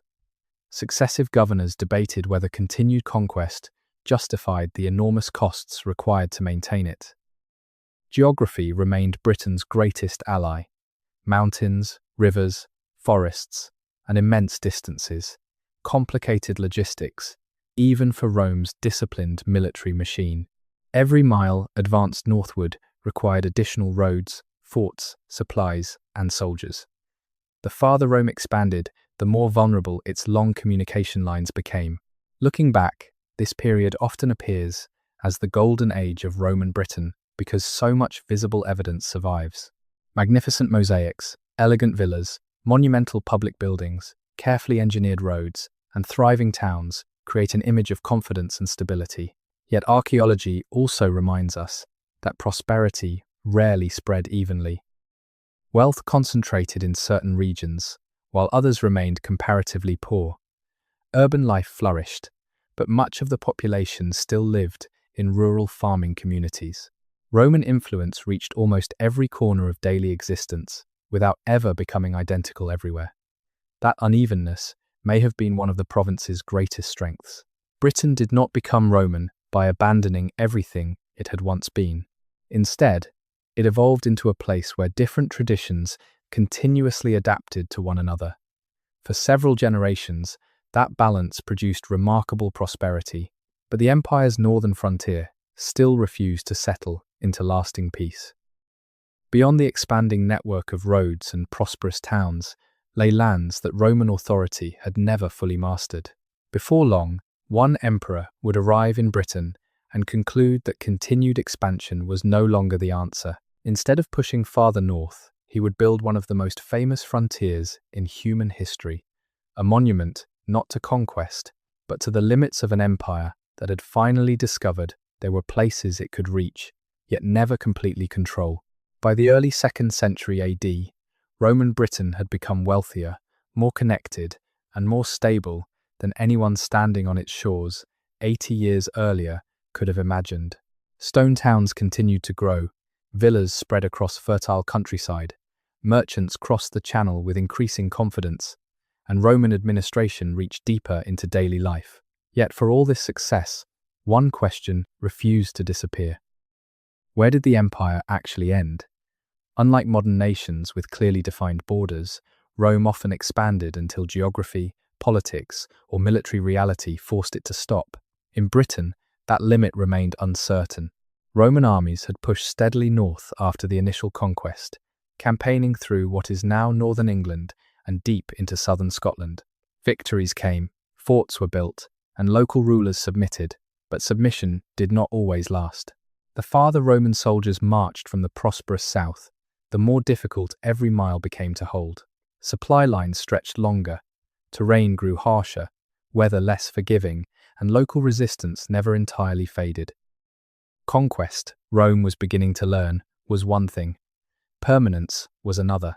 When Emperor Hadrian arrived in Britain in AD 122, he brought with him a philosophy that differed noticeably from many of his predecessors.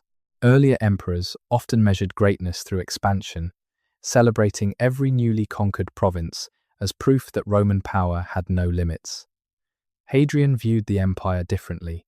During his reign, he travelled more extensively than almost any emperor before him, personally inspecting provinces from North Africa to the eastern frontier. What he saw convinced him that endless conquest carried enormous costs. An empire that grew without consolidating itself risked becoming impossible to govern. Britain perfectly illustrated that dilemma. Rather than pushing endlessly into northern territory, where control remained uncertain, Hadrian made a decision that would permanently reshape both the landscape and Rome's understanding of its own boundaries. He ordered the construction of a wall unlike anything Britain had ever seen. Today, Hadrian's wall stretches across northern England, as one of the best preserved monuments of the Roman Empire, but imagining it only as an ancient ruin misses its original impact. In the 2nd century, this was an extraordinary engineering project built across hills, valleys, rivers, and exposed moorland for approximately 73 Roman miles, roughly 80 modern miles, extending from the River Tyne in the east to the Solway Firth in the west. Depending on local geography, sections were built from carefully cut stone, while others used turf before later reconstruction in stone. Every mile included planned defensive structures. Mile castles appeared at regular intervals. Smaller observation turrets stood between them, and larger forts housed permanent garrisons capable of responding quickly wherever trouble emerged. Seen from above, it formed not merely a wall but an integrated frontier system designed with remarkable precision. For generations, schoolbooks often described Hadrian's Wall simply as a defensive barrier intended to keep hostile northern tribes out of Roman Britain. There is certainly truth in that explanation. The wall made large-scale movement more difficult, created controlled crossing points, and allowed soldiers to monitor activity along the frontier. Yet modern scholarship increasingly suggests that its purpose was far more complex. Hadrian's Wall functioned as a customs checkpoint, regulating trade and collecting taxes. It controlled migration, allowing Rome to decide who entered imperial territory and under what conditions. It projected imperial authority in a highly visible way, demonstrating that Rome possessed both the resources and confidence to reshape entire landscapes according to its political will. In many respects, the wall was less about separating two worlds completely than about managing interaction between them. Instead of an impenetrable barrier, it may be better understood as a carefully regulated gateway. Construction itself required extraordinary organization. Thousands of soldiers participated, not because they were specialized builders, but because engineering formed part of every legion's training.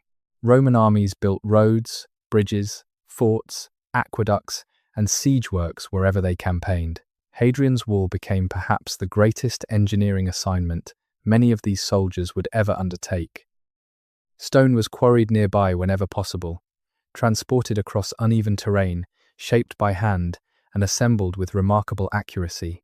Ditches were excavated north of the wall in many areas, while another defensive earthwork, known today as the vallum, ran to the south.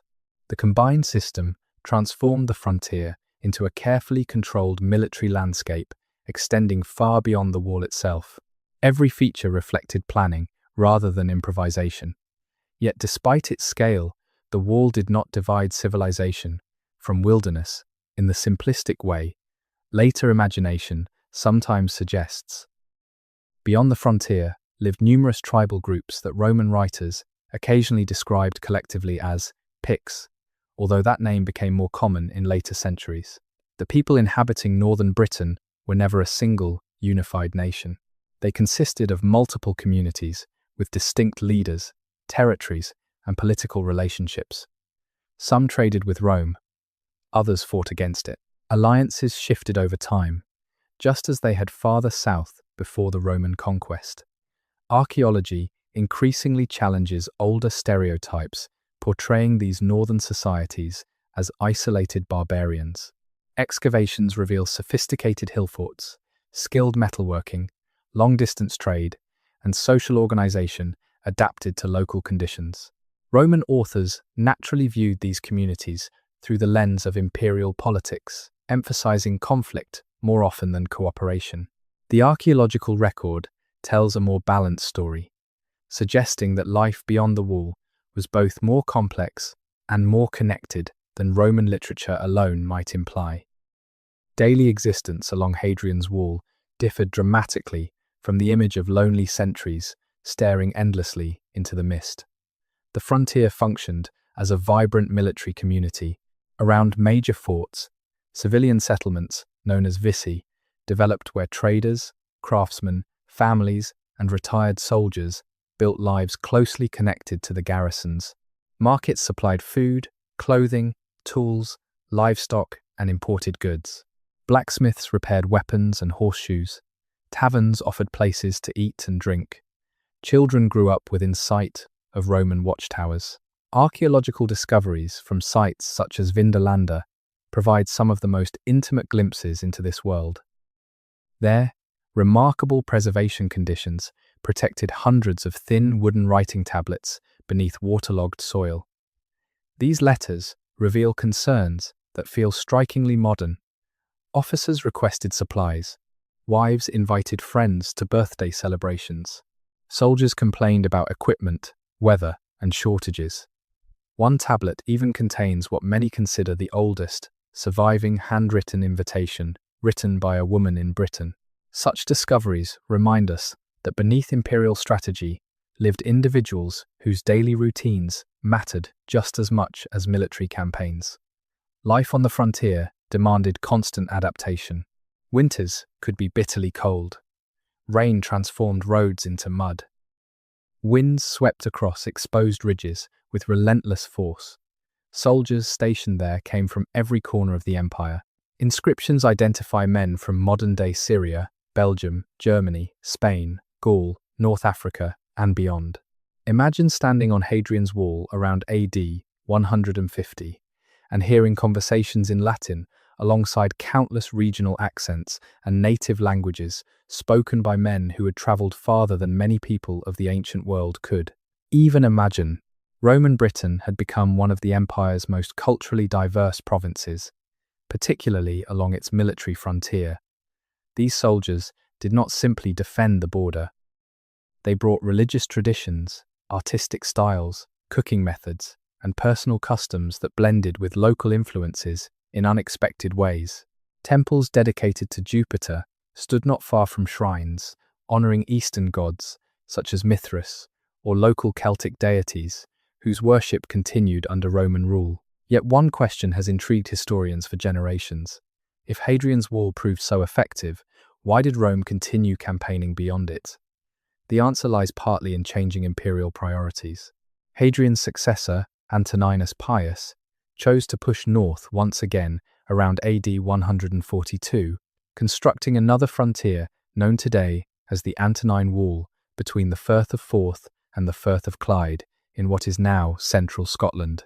Built primarily from turf rather than stone, it represented an attempt to extend Roman authority farther north. At first glance, this decision seems to contradict Hadrian's cautious approach. Historians continue debating why it happened. Perhaps Antoninus sought military prestige through renewed expansion. Perhaps intelligence suggested northern resistance had weakened. Perhaps political considerations in Rome encouraged visible demonstrations of imperial strength. Whatever the motivation, the experiment proved relatively short-lived.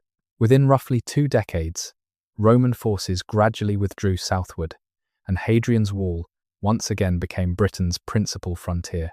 The Antonine Wall remains fascinating precisely because it demonstrates that Rome itself never entirely agreed about where its northern border should stand. The frontier was not fixed forever. It remained a political choice, shaped by changing emperors, military realities, and imperial priorities. Hadrian's Wall also challenges modern assumptions about what borders represent. Unlike many contemporary national boundaries designed to separate sovereign states completely, Roman frontiers often facilitated controlled interaction. Traders crossed legally through designated gates. Diplomats negotiated. Livestock moved between territories. Taxes were collected. Intelligence was gathered. Movement continued, but under Roman supervision whenever possible. The wall symbolized control more than isolation. It announced where imperial administration expected to regulate the flow of people, goods, and information. Archaeological evidence increasingly supports this interpretation. Numerous crossing points, customs facilities, and surrounding settlements suggest continuous activity rather than permanent exclusion. Another enduring mystery surrounds the forts, eventually abandoned along or beyond the frontier. Throughout the 2nd and 3rd centuries, military priorities shifted repeatedly. Some installations expanded, while others shrank or disappeared altogether. Excavated sites reveal buildings carefully dismantled in some cases, hastily deserted in others. Why particular forts remained occupied, while neighbouring ones declined, often depends upon local circumstances that remain difficult to reconstruct fully. Changing supply routes, evolving military strategy, economic pressures, or regional security concerns may each have contributed. Archaeology provides pieces of the puzzle without always revealing the complete picture. That uncertainty itself has become part of the frontier's enduring fascination. Walking along Hadrian's Wall today, it is easy to imagine it as a lonely monument standing against empty hills. During its active centuries, however, it was alive with movement. Smoke rose from barracks and workshops, merchants negotiated prices, messengers carried official orders, horses thundered along military roads, blacksmiths hammered iron, children laughed outside civilian settlements, religious ceremonies marked seasonal festivals. Patrols disappeared into the northern mist before returning days later with reports from beyond the frontier. It was simultaneously a military installation, a transportation corridor, an economic hub, and a cultural meeting place where the Roman world encountered peoples who refused to become part of it completely. Perhaps that is the wall's greatest historical lesson. Hadrian did not build it because Rome was weak. He built it because Rome had become powerful enough to recognize its own practical limits. The empire could conquer extraordinary distances, but every expansion demanded soldiers, money, supplies, and political attention. Sometimes, the greatest demonstration of strength lies not in advancing endlessly, but in deciding where to stop. Yet even this remarkable frontier could not guarantee lasting security forever. Beyond the wall, new alliances continued forming. Inside the empire, political tensions slowly accumulated. For decades, Hadrian's Wall represented confidence and stability, but history rarely allows frontiers to remain unchanged indefinitely. Long after the last stones were laid, the forces that would eventually reshape Roman Britain were already gathering beyond the horizon, waiting for an empire that had mastered engineering to discover that no wall, however magnificent, could hold back every challenge time would bring. Among all the mysteries left behind by Roman Britain, few have captured the imagination quite like the fate of the Ninth Legion. Entire books, documentaries, novels, and films have been built around a single haunting question. How does one of the most disciplined military formations in the ancient world simply disappear? It is an irresistible story. Somewhere beyond the northern frontier, perhaps in rain-soaked forests or across mist-covered hills, thousands of Roman soldiers march into hostile territory and are never seen again. Standards vanish. Eagles disappear. An entire legion is swallowed by Britain itself. It sounds like the perfect historical mystery, the kind of tale that grows larger with every generation. Yet, as often happens in ancient history, the closer we look, the more complicated the story becomes. The mystery is real, but perhaps not in the way popular culture has taught us to imagine it. To understand why the Ninth Legion became so legendary, it helps to begin long before Britain entered the picture. Legio IX Hispana was one of Rome's oldest military units, with a history stretching back to the final decades of the Roman Republic.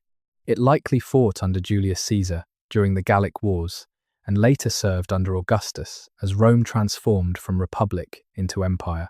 Over decades of campaigning, the legion earned a reputation as a reliable fighting force, stationed in different parts of the expanding Roman world whenever experienced soldiers were needed. By the 1st century AD, the Ninth had already survived political upheaval, civil war, and multiple foreign campaigns. It was hardly an inexperienced unit. Its soldiers represented generations of accumulated military tradition, discipline, and identity. Roman legions were more than armies. They were institutions with their own histories, honors, symbols, and reputations. Losing one entirely would have been an extraordinary event. The Ninth arrived in Britain during the Roman conquest that followed Claudius's invasion in AD 43. Like other legions, it participated in expanding Roman authority across the province, constructing forts, roads, and settlements, while engaging in repeated military campaigns against tribes resisting imperial rule. During Boudica's rebellion, around AD 60 or 61, the legion suffered one of the greatest setbacks in its history. Ancient sources record that its infantry was badly mauled while attempting to relieve the besieged colony of Camulodunum. The cavalry escaped, but the defeat demonstrated that even Rome's elite forces could be vulnerable when caught under unfavorable circumstances. Importantly, however, the legion survived. It was reinforced, rebuilt, and continued serving in Britain afterward. Whatever happened later, Boudica did not destroy the Ninth Legion. That much appears reasonably clear from the available evidence. For decades after the rebellion, the legion remained an important part of Rome's military presence in northern Britain. Its headquarters eventually stood at Eboracum, modern York, a city that would become one of the province's most important administrative and military centres. Archaeological discoveries, including inscriptions bearing the legion's name, confirm its presence there during the late 1st century. Soldiers repaired fortifications, participated in construction projects, and continued operations aimed at extending Roman influence farther north. Nothing in the surviving evidence suggests an army on the verge of catastrophic disappearance. Yet then, rather suddenly, the historical trail grows surprisingly quiet. This silence is precisely where the mystery begins. The traditional version of the story emerged largely because of what historians could not find rather than what they could. For many years, scholars observed that the Ninth Legion disappeared from later military lists associated with Britain. At the same time, another legion eventually occupied York. Since Roman records seem to stop mentioning the Ninth in Britain after the early 2nd century, a compelling theory developed. Perhaps the legion had marched beyond the frontier into what is now Scotland and suffered complete destruction during an uprising by northern tribes.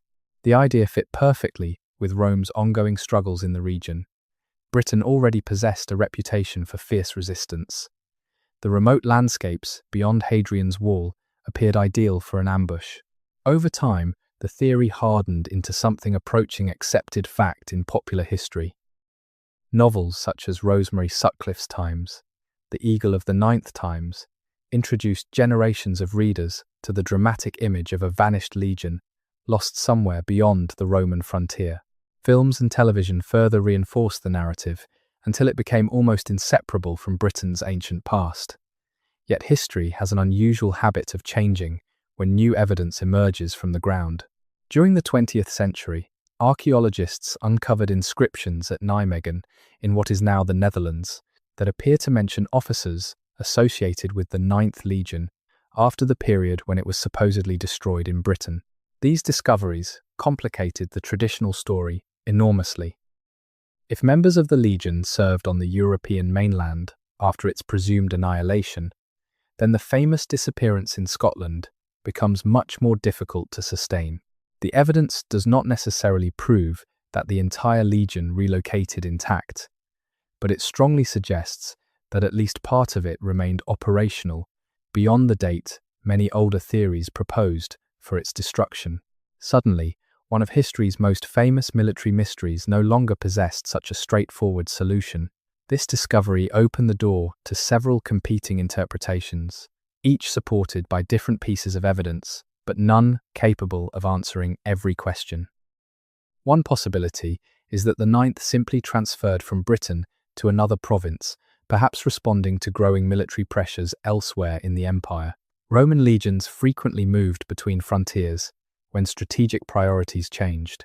Once relocated, the Ninth may have participated in campaigns along the Danube or in the eastern provinces, before eventually being destroyed there rather than in Britain. Some historians have suggested that it could have perished during the Jewish Bar Kokhba revolt beginning in AD 132, one of Rome's most devastating conflicts. Others point toward wars against the Parthian Empire in the east. Unfortunately, surviving documentation for these campaigns remains incomplete, leaving room for multiple interpretations without producing definitive answers. Another possibility is less dramatic, but perhaps more consistent with Roman military practice. Legions were occasionally disbanded, reorganized, or absorbed into other formations after suffering severe losses or political disgrace. In such cases, the legion's name might gradually disappear from official records without requiring a single catastrophic battle.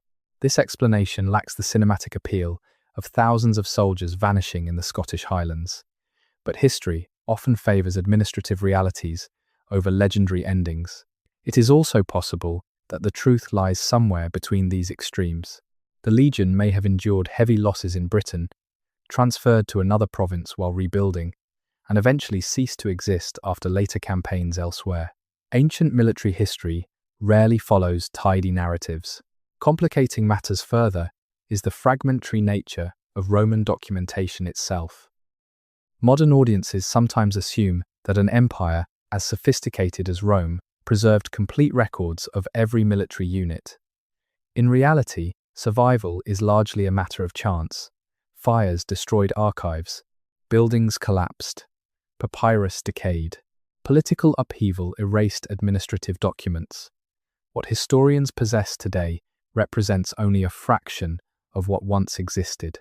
Entire chapters of Roman history survive because one inscription remained buried beneath a collapsed wall, or because a handful of letters escaped decay in unusually damp soil. The absence of evidence is therefore not always evidence of disappearance. Sometimes it simply reflects the randomness of historical survival. Archaeology has repeatedly reminded scholars to remain cautious when drawing conclusions from silence alone. Britain itself continues contributing new pieces to the puzzle. Excavations at York, Vindolanda, Carlisle, and numerous frontier forts have expanded our understanding of Roman military life, yet none has produced the decisive discovery capable of resolving the Ninth Legion debate. No battlefield containing thousands of Roman dead has been identified with convincing evidence. No lost eagle standard has emerged from northern peat bogs. No inscription has definitively recorded the legion's destruction. Every excavation answers some questions while raising new ones. The mystery survives not because historians lack theories, but because each theory leaves important evidence unexplained. The enduring fascination of the Ninth Legion also reveals something interesting about how historical myths develop. Human beings are naturally drawn towards stories with dramatic endings. A disciplined Roman legion disappearing into the unknown possesses emotional power that administrative reorganization simply cannot match. Literature amplified that appeal. Fiction often reached millions of readers before recent archaeological discoveries entered public awareness. As a result, many people continue imagining the Ninth as permanently lost in Britain, even though professional historians now tend to treat that scenario more cautiously than they once did. This does not mean the traditional story is impossible. It means certainty has become much harder to justify. In some respects, the legend of the Ninth Legion says as much about Britain as it does about Rome. The island had always occupied a special place within Roman imagination, somewhere between familiar province and mysterious frontier. Even after roads, cities, and walls transformed much of southern Britain, the lands beyond imperial control continued inspiring stories of danger and uncertainty. The idea that an entire legion could disappear there reinforced an older belief that Britain remained fundamentally different from the rest of the empire, a place where Roman order met landscapes and peoples it never fully understood. Whether historically accurate or not, the legend fit perfectly within that broader narrative. Looking at the evidence today, the most responsible conclusion is also the least satisfying for those seeking a simple answer. We do not know exactly what became of Legionia Hispana. Archaeological discoveries increasingly suggest it probably did not vanish entirely in Britain during a single disastrous campaign. Yet they do not reveal its final fate with confidence either. The legion almost certainly continued existing beyond the point where older theories believed it had disappeared, but where it ended its history and under what circumstances remains uncertain. It may have died in distant eastern wars. It may have been dissolved after losses elsewhere. It may have undergone administrative changes. No surviving document records. Every possibility contains strengths as well as unanswered questions. Perhaps that uncertainty explains why the Ninth Legion continues to fascinate historians more than many military units whose stories are fully documented. Mysteries endure because they invite participation. Every new inscription, every excavation, every fragment of pottery or military equipment has the potential to reshape the debate.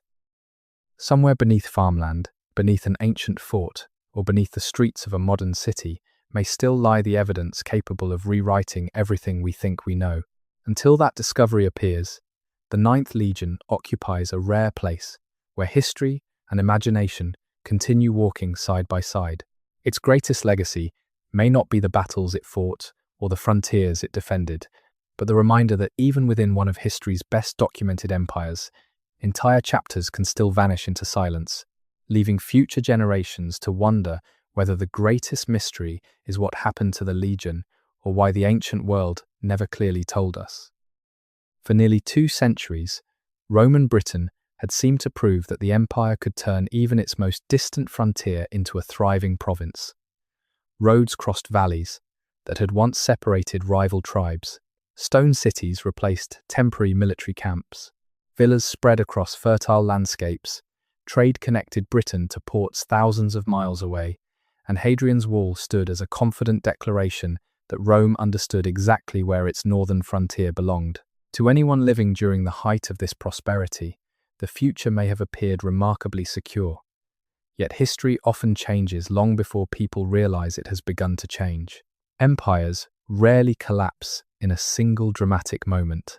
More often, they begin to weaken quietly through countless small pressures that seem manageable on their own, but gradually reshape everything. In Roman Britain, the 3rd century marked the beginning of that slow transformation. Nothing immediately disappeared. The roads remained, the cities still bustled, the wall still stood, but beneath the familiar surface, the foundations that had supported 2 centuries of stability were beginning to shift. The problems did not begin in Britain, they began in Rome itself. During the 3rd century, the Roman Empire entered one of the most turbulent periods in its history, an era modern historians often call the crisis of the 3rd century. Between AD 235 and 284, emperors rose and fell with astonishing speed. Many ruled for only a few years, some for only months. Assassinations became common.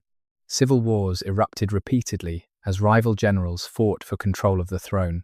At the same time, external enemies pressed against multiple frontiers, while inflation weakened the economy and plague may have reduced populations across parts of the empire. None of these crises alone guaranteed imperial decline, but together they created a level of instability that no province, no matter how distant, could entirely escape. Britain, once protected by geography, now discovered that isolation also carried disadvantages. Every political crisis in Rome made supplying distant provinces more difficult. Every civil war demanded troops that might otherwise have defended frontiers. Every economic disruption affected merchants whose ships crossed the Channel. Roman Britain remained prosperous compared with many regions, but prosperity increasingly depended upon an imperial system that was itself under immense strain. One of the clearest signs of this changing reality appeared along Britain's coastline. For generations, Rome had focused primarily on threats arriving overland from the north. During the 3rd century, however, attention increasingly shifted toward the sea. Across the North Sea and the English Channel, groups later known collectively as the Saxons became more active. The term Saxon itself may oversimplify a variety of communities living in what is now northern Germany and parts of the Netherlands, but Roman writers increasingly used it to describe raiders attacking Britain's southeastern and eastern coasts. These were not initially massive invasions intended to conquer the province. Instead, they resembled opportunistic maritime raids. Small fleets crossed the sea, struck vulnerable settlements, seized valuables, captured prisoners, and disappeared before Roman forces could respond effectively. Such attacks revealed an uncomfortable truth. Even the world's greatest empire could not patrol every mile of coastline at all times. Rome answered, with characteristic practicality. Rather than abandoning vulnerable regions, it strengthened them. Along Britain's southeastern shores, a remarkable chain of heavily fortified installations gradually emerged. Today, these are known collectively as the Saxon shore forts. Massive stone walls, projecting towers, carefully planned gates, and commanding positions overlooking harbours allowed Roman forces to monitor maritime approaches while responding rapidly to coastal threats. Sites such as Portchester, Richborough, Pevensey, and Burgh Castle remain among the most impressive late Roman fortifications in Britain. Their architecture reflects changing military priorities. Earlier, frontier forts often faced inland communication routes. These new defences look toward the sea. They remind us that Rome constantly adapted its strategy as new challenges appeared. Yet even as external threats grew, another danger proved equally disruptive: Rome itself. Throughout the 3rd century, ambitious military commanders repeatedly used provincial armies to pursue imperial power. Britain, with its experienced legions and strategic distance from continental politics, became an attractive base for would-be emperors. One of the most remarkable episodes unfolded in AD 286, when a naval commander named Claudius declared himself emperor over Britain and parts of northern Gaul. His story almost sounds improbable. Originally appointed to defend the Channel against piracy, Claudius was accused of corruption after allegedly allowing raiders to attack before intercepting them and keeping much of the recovered wealth. Facing execution, he instead chose rebellion. Backed by Britain's military resources and supported by an effective navy, he established what modern historians often describe as the Britannic Empire, an independent Roman state that survived for nearly a decade. This episode illustrates something extraordinary about Roman Britain by the late 3rd century. The province had become wealthy, militarily powerful, and administratively sophisticated enough to function independently for a considerable period. Claudius did not reject Roman civilization. Quite the opposite. He portrayed himself as the legitimate Roman emperor. Coins bearing his image displayed traditional imperial symbolism. Administration continued largely according to Roman practice. Roads remained in use. Cities functioned normally. The rebellion was political rather than cultural. Britain had become so thoroughly Roman that even its breakaway rulers governed as Romans. After Claudius was assassinated by his finance minister Electus, the independent regime survived briefly, before Emperor Constantius Chlorus reconquered Britain in AD 296. Remarkably, imperial control returned without permanently destroying the province's prosperity. Yet the episode demonstrated how fragile political unity had become. Britain no longer appeared merely as a remote frontier. It had become a prize worth controlling in the larger struggles shaping the empire. During the 4th century, another figure would unexpectedly connect Britain's history to the future of the entire Roman world. In AD 306, following the death of Constantius Chlorus at Eboracum, modern York, his son Constantine was proclaimed emperor by the army stationed there. At the time, few could have predicted how profoundly this moment would influence world history. Constantine would eventually reunify the Roman Empire after years of civil war, legalize Christianity through the Edict of Milan, and establish Constantinople as a new imperial capital in the East. Although his greatest achievements occurred elsewhere, his rise began in Britain. The province, once regarded as the edge of the known world, unexpectedly became the birthplace of one of history's most consequential reigns. Standing in York today, it is remarkable to consider that decisions made there ultimately shaped the future of Europe, Christianity, and the late Roman Empire itself. Yet even Constantine's success could not eliminate deeper structural problems. Maintaining Britain remained expensive. Thousands of soldiers required food, equipment, pay, and transportation. Roads demanded constant repairs. Frontier defences consumed enormous resources. The farther the empire's political centre shifted toward the eastern Mediterranean during the 4th century, the more distant Britain became from imperial priorities. This did not mean Rome abandoned the province overnight. Archaeological evidence suggests continued investment in villas, towns, and military installations throughout much of the 4th century. Some regions even experienced renewed prosperity. The decline of Roman Britain was neither sudden nor uniform. Different communities experienced change at different speeds. This unevenness makes the period particularly fascinating. While one villa owner commissioned elegant mosaics, another estate nearby might already be struggling economically. While one town expanded public buildings, another gradually lost population. History rarely moves at the same pace everywhere. Economic life also evolved in subtle ways. Long-distance trade continued, but appears to have become increasingly uneven toward the later 4th century. Some imported luxury goods became less common, while local production gained greater importance. Coin circulation fluctuated. Archaeologists continue debating exactly how severe these economic changes were. Earlier generations sometimes imagined a dramatic collapse beginning during the 3rd century, but more recent research paints a more complicated picture. Many regions remained active and prosperous well into the 4th century. Others experienced noticeable contraction earlier. Rather than one single pattern, Roman Britain displayed considerable regional diversity. This complexity reminds us to resist simple narratives of inevitable decline. Societies rarely collapse all at once. They adapt, reorganize, and respond in different ways before larger transformations eventually emerge. Military pressure also continued evolving. Raids came not only from Saxon groups, but also from peoples north of Hadrian's Wall and from Irish communities crossing the Western Sea. Roman documents mention coordinated attacks involving multiple groups during what later sources describe as the Barbarian Conspiracy of AD 367. Although the exact scale of this crisis remains debated, it appears to have represented one of the greatest security emergencies Britain faced during the late Roman period.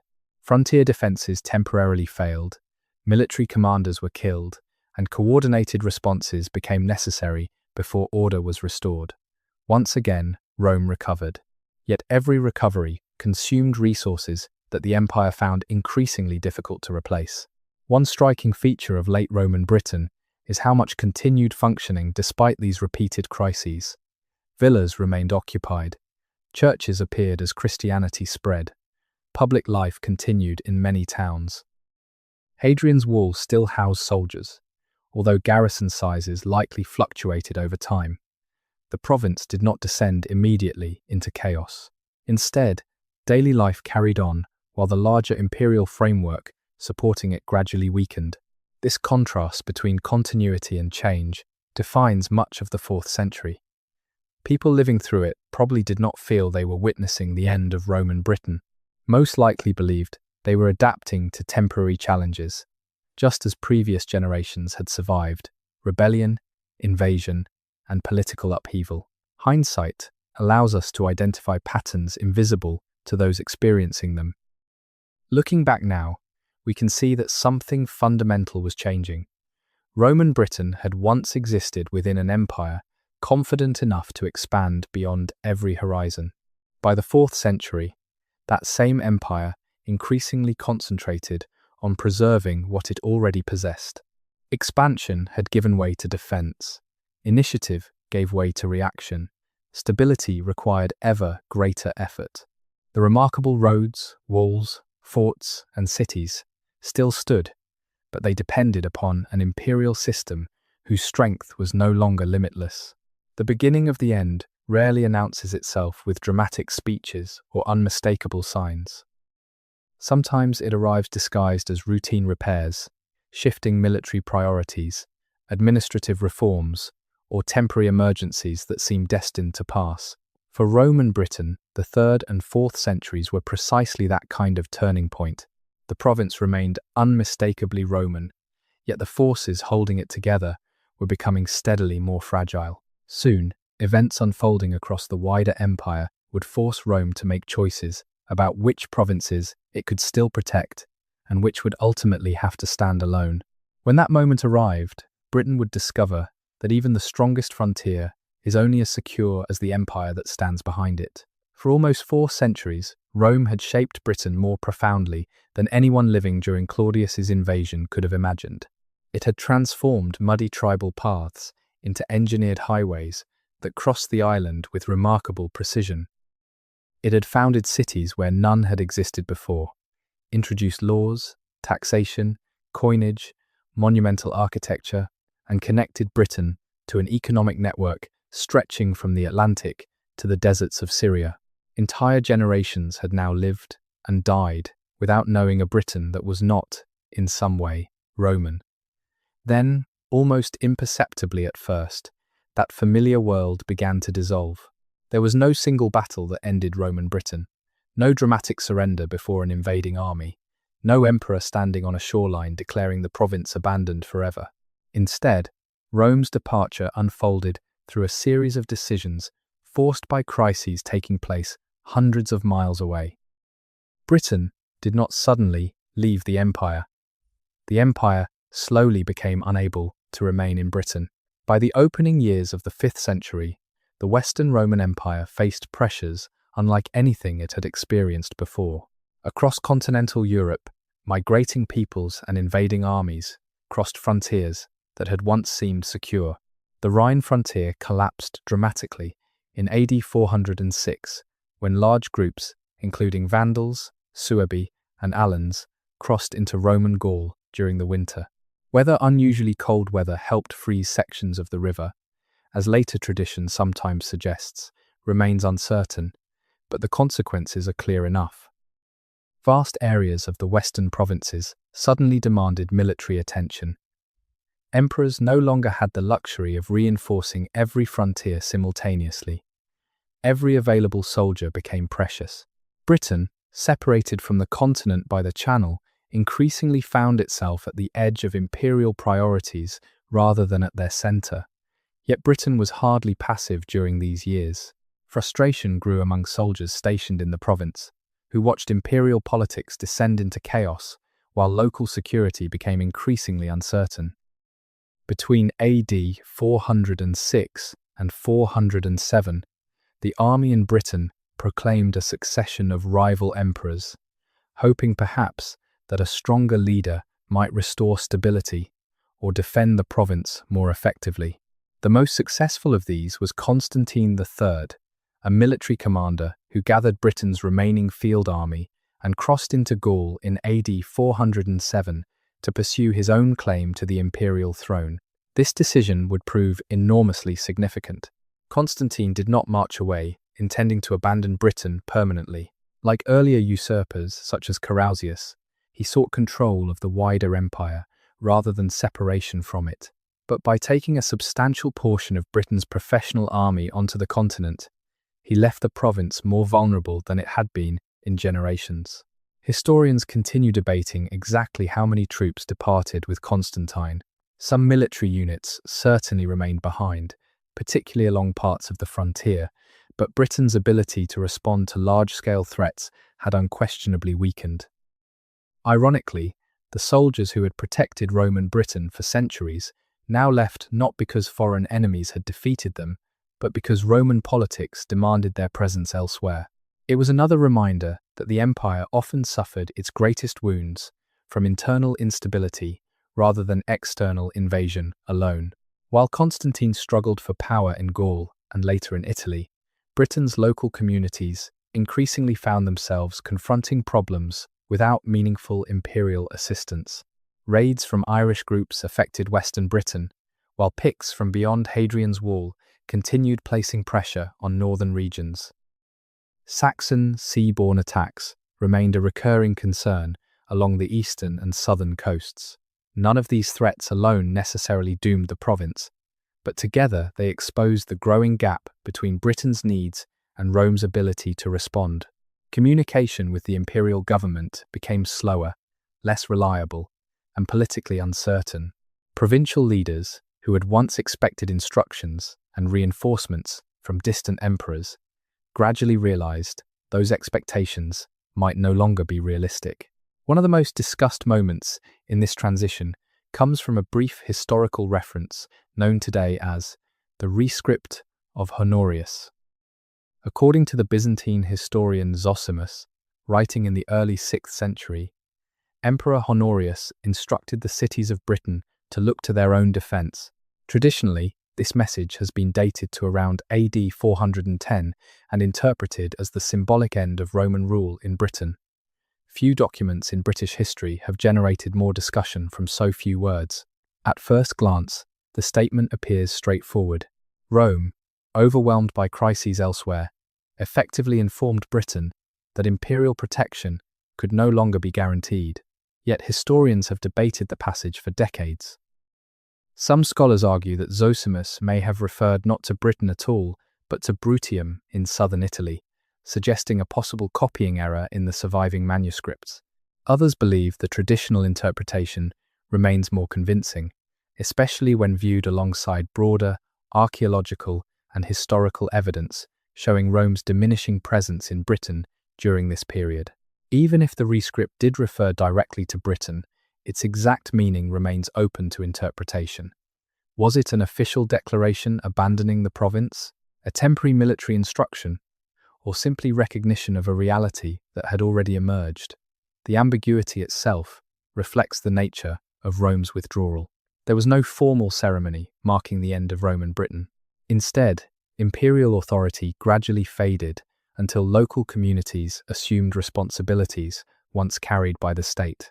This uncertainty makes AD 410 both an important date and at the same time a somewhat symbolic one. History rarely changes as neatly as calendars suggest. What did this transition actually mean for ordinary people? Contrary to older popular narratives, Roman Britain did not suddenly collapse into immediate chaos the moment imperial administration weakened. Archaeological evidence increasingly suggests a more gradual process. Many towns remained occupied. Villas continued functioning in some regions for decades, though often at reduced levels of wealth. Local leaders assumed greater responsibility for organizing defense, maintaining infrastructure, and resolving disputes. Roman culture itself did not vanish simply because imperial officials disappeared. People continued speaking forms of Latin in certain communities, using Roman buildings, following legal traditions, and identifying themselves as heirs to a Roman provincial society. The empire's institutions weakened faster than its cultural influence. Nevertheless, change became increasingly visible. Coin circulation, which had connected Britain to imperial economic systems for centuries, declined sharply after the early 5th century. New Roman coinage largely ceased arriving from the continent. Public buildings fell into disrepair as local governments lacked the resources once provided through imperial taxation and administration. Some bathhouses closed, forums became less active, large construction projects virtually disappeared. Roads remained physically present, but organized maintenance became increasingly inconsistent. The remarkable infrastructure, built over generations, did not vanish overnight. It simply ceased receiving the constant care that had kept it functioning so effectively. One of the greatest mysteries surrounding this period concerns the fate of Britain's towns. Earlier, historians often imagined dramatic abandonment, with thriving cities suddenly emptied as civilization collapsed. Modern archaeology presents a far more complicated picture. Some urban centers certainly declined significantly. Others adapted. Buildings acquired new functions. Former public spaces became workshops, gardens, or areas for livestock. Population patterns shifted rather than disappearing entirely. In places such as Wroxeter, evidence suggests continued occupation well into the post-Roman period. Elsewhere, urban life contracted considerably. Different communities responded differently depending on local circumstances. There was no single British experience after Rome. Rural landscapes also changed in diverse ways. Some villas were abandoned relatively quickly, while others remained occupied for generations. Wealth became increasingly localized. Without regular connections to imperial markets, imported luxury goods became rarer, and local production assumed greater importance. Communities adapted to a world where long-distance trade could no longer be taken for granted. Yet adaptation should not automatically be mistaken for decline. For many farming families, daily routines may have changed surprisingly little. Fields still required planting, livestock still needed tending, rivers continued flowing through familiar valleys. History's greatest political transformations often unfold against the backdrop of ordinary lives that remain remarkably resilient. Another enduring question concerns the people themselves. What happened to the Romano-Britons, those whose ancestors had lived under Roman rule for nearly 4 centuries? They did not disappear. They remained throughout much of Britain, carrying with them languages, beliefs, customs, and memories shaped by generations within the empire. Later medieval traditions would remember figures who fought to preserve this Romano-British world against incoming groups from across the North Sea. Although separating historical individuals from later legend is often difficult, the persistence of these traditions suggests that Roman Britain's cultural legacy endured long after imperial government had faded. Perhaps the most famous example is the figure of Arthur, whose possible connections to this transitional era continue inspiring debate. Whether such stories preserve distant memories of real leaders or represent later literary creations remains one of Britain's greatest historical mysteries. In the decades following Rome's withdrawal, increasing numbers of Germanic settlers, including groups identified as Angles, Saxons, and Jutes, established themselves in parts of eastern and southern Britain. Earlier generations often imagined this process as a single, overwhelming invasion that instantly replaced one population with another. Modern scholarship generally favors a more complex interpretation involving varying combinations of migration, settlement, alliance, conflict, and cultural change over an extended period. Archaeology reveals regional diversity rather than uniform transformation.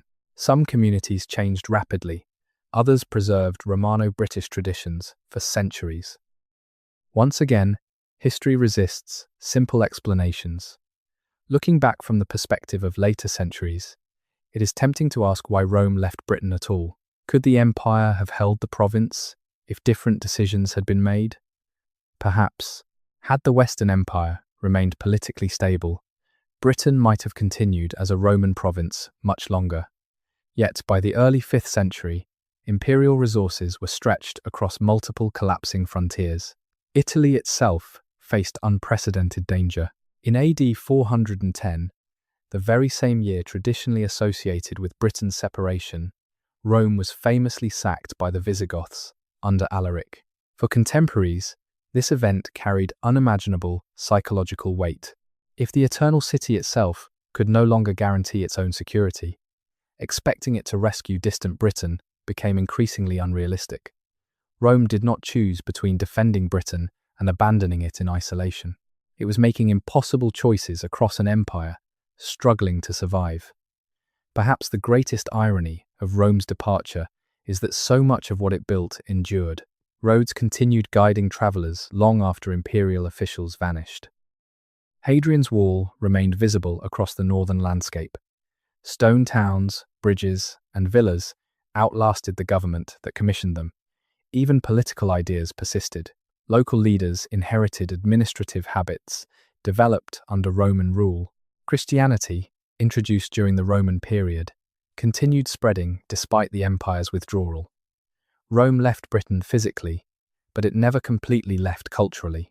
The province that Claudius had conquered almost 4 centuries earlier no longer answered to emperors across the sea, yet the imprint of Rome remained embedded in the landscape and in the lives of those who stayed behind. As imperial authority faded into memory, Britain entered one of the most enigmatic chapters in its history, an age where written records became scarce, archaeology grew increasingly important, and legend began filling the spaces left by silence. It is precisely within that uncertain world, balanced between the end of Roman Britain and the beginning of medieval Britain, that some of history's greatest mysteries would take root, waiting for future generations to wonder what had truly been lost and what, against all expectations, had quietly survived. When people think about Roman Britain, they often remember the things that survived. Hadrian's Wall still cuts across the hills of northern England. Straight Roman roads continue guiding modern highways. The foundations of villas lie beneath quiet farmland, and beneath the streets of cities like London, York, and Colchester, archaeologists continue uncovering pieces of an empire that once seemed permanent. Yet perhaps the greatest legacy Rome left behind was not stone, but uncertainty. For all the remarkable discoveries made over the last 2 centuries, Roman Britain remains one of the most mysterious provinces of the ancient world. Again and again, the evidence ends, just as the questions become most fascinating. Entire chapters disappear into silence. Famous people vanish without graves. Great cities change in ways no written source fully explains. Even today, every excavation has the curious habit of solving one puzzle while creating another. In many ways, Roman Britain is not a story that ends in AD 410. It is a story that continues every time a buried road, forgotten cemetery, or lost inscription emerges from the ground. Perhaps no mystery has inspired more imagination than the possible connection between Roman Britain and King Arthur. Few names carry greater weight in British legend, yet few are surrounded by so much uncertainty.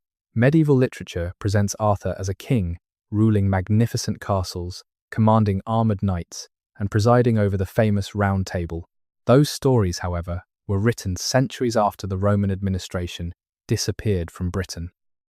If Arthur existed at all, historians generally agree he would almost certainly not have resembled the medieval monarch familiar from later romances. Instead, some scholars have proposed that behind the legend may lie the memory of a Romano-British military leader who fought during the chaotic decades following Rome's withdrawal. Such a figure might have commanded local forces against incoming Saxon groups while preserving fragments of Roman military organization. Others remain skeptical, arguing that Arthur belongs primarily to mythology rather than recoverable history. At present, no contemporary Roman document identifies a leader who can confidently be called Arthur. Yet the absence of evidence has never entirely silenced the possibility. Legends often preserve echoes of real events, even when details become transformed over generations. Whether Arthur represents one historical individual, several leaders combined into a single legend, or an entirely literary creation, remains one of Britain's most enduring questions. The landscape itself encourages such speculation. Across Britain, ancient forts, ruined walls, and forgotten hilltops acquired Arthurian associations long after the Roman Empire disappeared. It is as though later generations looked upon the abandoned remains of Roman civilization and instinctively filled those silent places with stories capable of explaining them. Another remarkable mystery concerns the fate of Britain's Roman towns.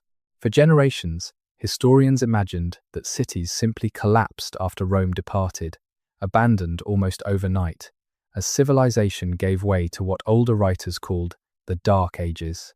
Archaeology has complicated that picture enormously. Some urban centres clearly declined, public buildings fell into disrepair, baths closed, forums ceased functioning as administrative spaces, and imported goods became increasingly scarce. Yet decline was rarely uniform. At Wroxeter, for example, evidence suggests substantial occupation continued well into the 5th century. In other towns, Roman buildings were adapted rather than deserted. Workshops appeared inside former public halls. Livestock grazed where officials had once administered provincial government. Streets remained recognizable, even as their purpose evolved. Instead of dramatic abandonment, many settlements seem to have experienced gradual transformation. Why some towns survived longer than others remains uncertain. Geography, local leadership, economic opportunity, and changing trade routes may all have influenced their fortunes. Once again, archaeology provides clues without complete certainty. Even the people themselves remain surprisingly difficult to trace. What became of the Romano-Britons, who had lived under Roman rule for nearly 400 years? Older historical narratives sometimes implied they simply disappeared before incoming Anglo-Saxon settlers. Modern research paints a much richer and more complicated picture. Genetic evidence archaeology, and place name studies all suggest considerable continuity in many regions. Populations did not vanish. They adapted. Some communities likely merged with newcomers. Others maintained distinctive identities for generations. Languages shifted unevenly across the landscape. Christianity persisted in Western Britain even as political structures changed. The Roman world dissolved, but its people continued living, farming, worshipping, and raising families. Their descendants almost certainly contributed to the populations of medieval Britain, although exactly how that cultural blending unfolded remains one of the great challenges of early British history. The Druids present another mystery whose power has only grown with time. Throughout this story, they have appeared almost like shadows, standing just beyond the edge of reliable evidence. Roman authors describe them as philosophers, judges, religious leaders, and guardians of sacred knowledge. They reportedly memorized vast traditions rather than writing them down. If those accounts are broadly accurate, then one consequence becomes unavoidable. When Druidic institutions declined under Roman rule, much of their intellectual world may have disappeared with them. Unlike Roman senators, Greek philosophers, or early Christian bishops, they left almost no writings explaining their own beliefs. Everything known about them comes largely through outsiders whose political or cultural perspectives inevitably shaped their descriptions. Archaeology has identified ritual sites, ceremonial deposits, and sacred landscapes that may connect to pre-Roman religious practice, yet interpreting them remains extraordinarily difficult. We can often identify that something important occurred. Understanding exactly what happened and why is another matter entirely. The silence surrounding the Druids may be one of Roman Britain's greatest losses. Equally intriguing are the countless settlements still waiting beneath the soil. Modern archaeological techniques continue transforming our understanding of Roman Britain at an astonishing pace. Airborne laser scanning reveals hidden roads beneath forests. Ground-penetrating radar identifies buried buildings without excavation. Satellite imagery detects ancient field systems invisible from the ground. Each year, new discoveries expand maps of Roman Britain, revealing villas, military camps, industrial sites, cemeteries, and entire communities previously unknown. It is entirely possible that significant Roman towns remain undiscovered beneath farmland or modern development. Unlike Egypt, where monuments dominate the landscape, much of Roman Britain's history lies quietly buried beneath fields that have been ploughed for centuries. The next extraordinary discovery may emerge not from a famous archaeological site, but from an ordinary construction project or an unexpectedly dry summer exposing forgotten foundations through patterns in crops. Even Hadrian's Wall continues offering new surprises. Archaeologists once imagined it primarily as a military fortification, but every generation of research reveals additional layers of complexity. Excavations uncover family housing, imported luxury goods, religious shrines, personal letters, gaming pieces, children's shoes, and evidence of daily routines that rarely appear in official histories.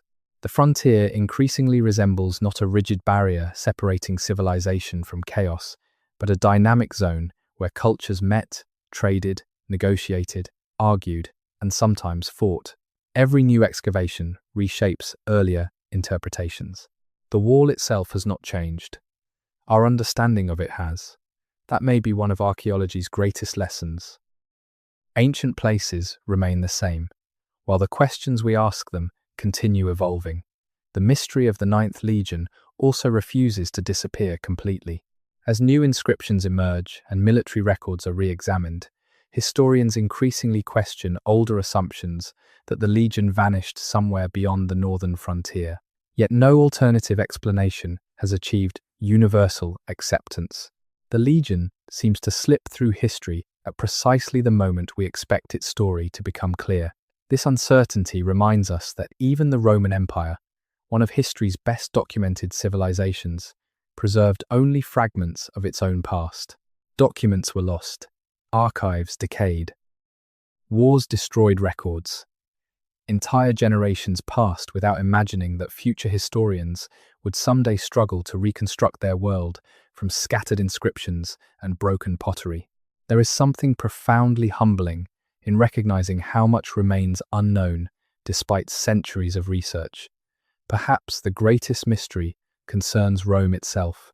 Why did such a successful provincial system ultimately disappear? Was Britain's separation inevitable once imperial resources became overstretched? Could stronger emperors have preserved the province for another century? Or had Roman Britain already developed into something capable of surviving independently? Had external pressures unfolded differently? Counterfactual questions rarely produce definitive answers, but they reveal how many turning points existed along the way. History often appears inevitable only after outcomes are already known. For the people living through those events, countless futures remained possible. That uncertainty is part of what makes Roman Britain feel surprisingly modern. It reminds us that societies rarely recognize the exact moment they pass from one age into another. Looking across Britain today, Roman influence remains everywhere, even where it is least expected. Many modern roads still follow Roman routes. Some city boundaries preserve Roman planning. Fragments of Latin survive indirectly within place names and legal traditions. Christianity, introduced during Roman rule, became one of the defining forces shaping later British civilization. Techniques of engineering, administration, surveying, and urban organization continued influencing later generations long after imperial government vanished. Rome left Britain politically, but Britain never entirely left Rome behind. Its legacy became woven into the island's identity so deeply that later centuries often built directly upon Roman foundations, sometimes without even realizing it. Yet perhaps the most remarkable aspect of Roman Britain is not what we know, but how much remains undiscovered. Every generation believes it has reached a clearer understanding of the past, only for new excavations to challenge long-held assumptions. A villa hidden beneath a field, a military diploma recovered from a riverbank, a forgotten cemetery revealed during road construction, or a tiny wooden tablet preserved in waterlogged soil can overturn ideas accepted for decades.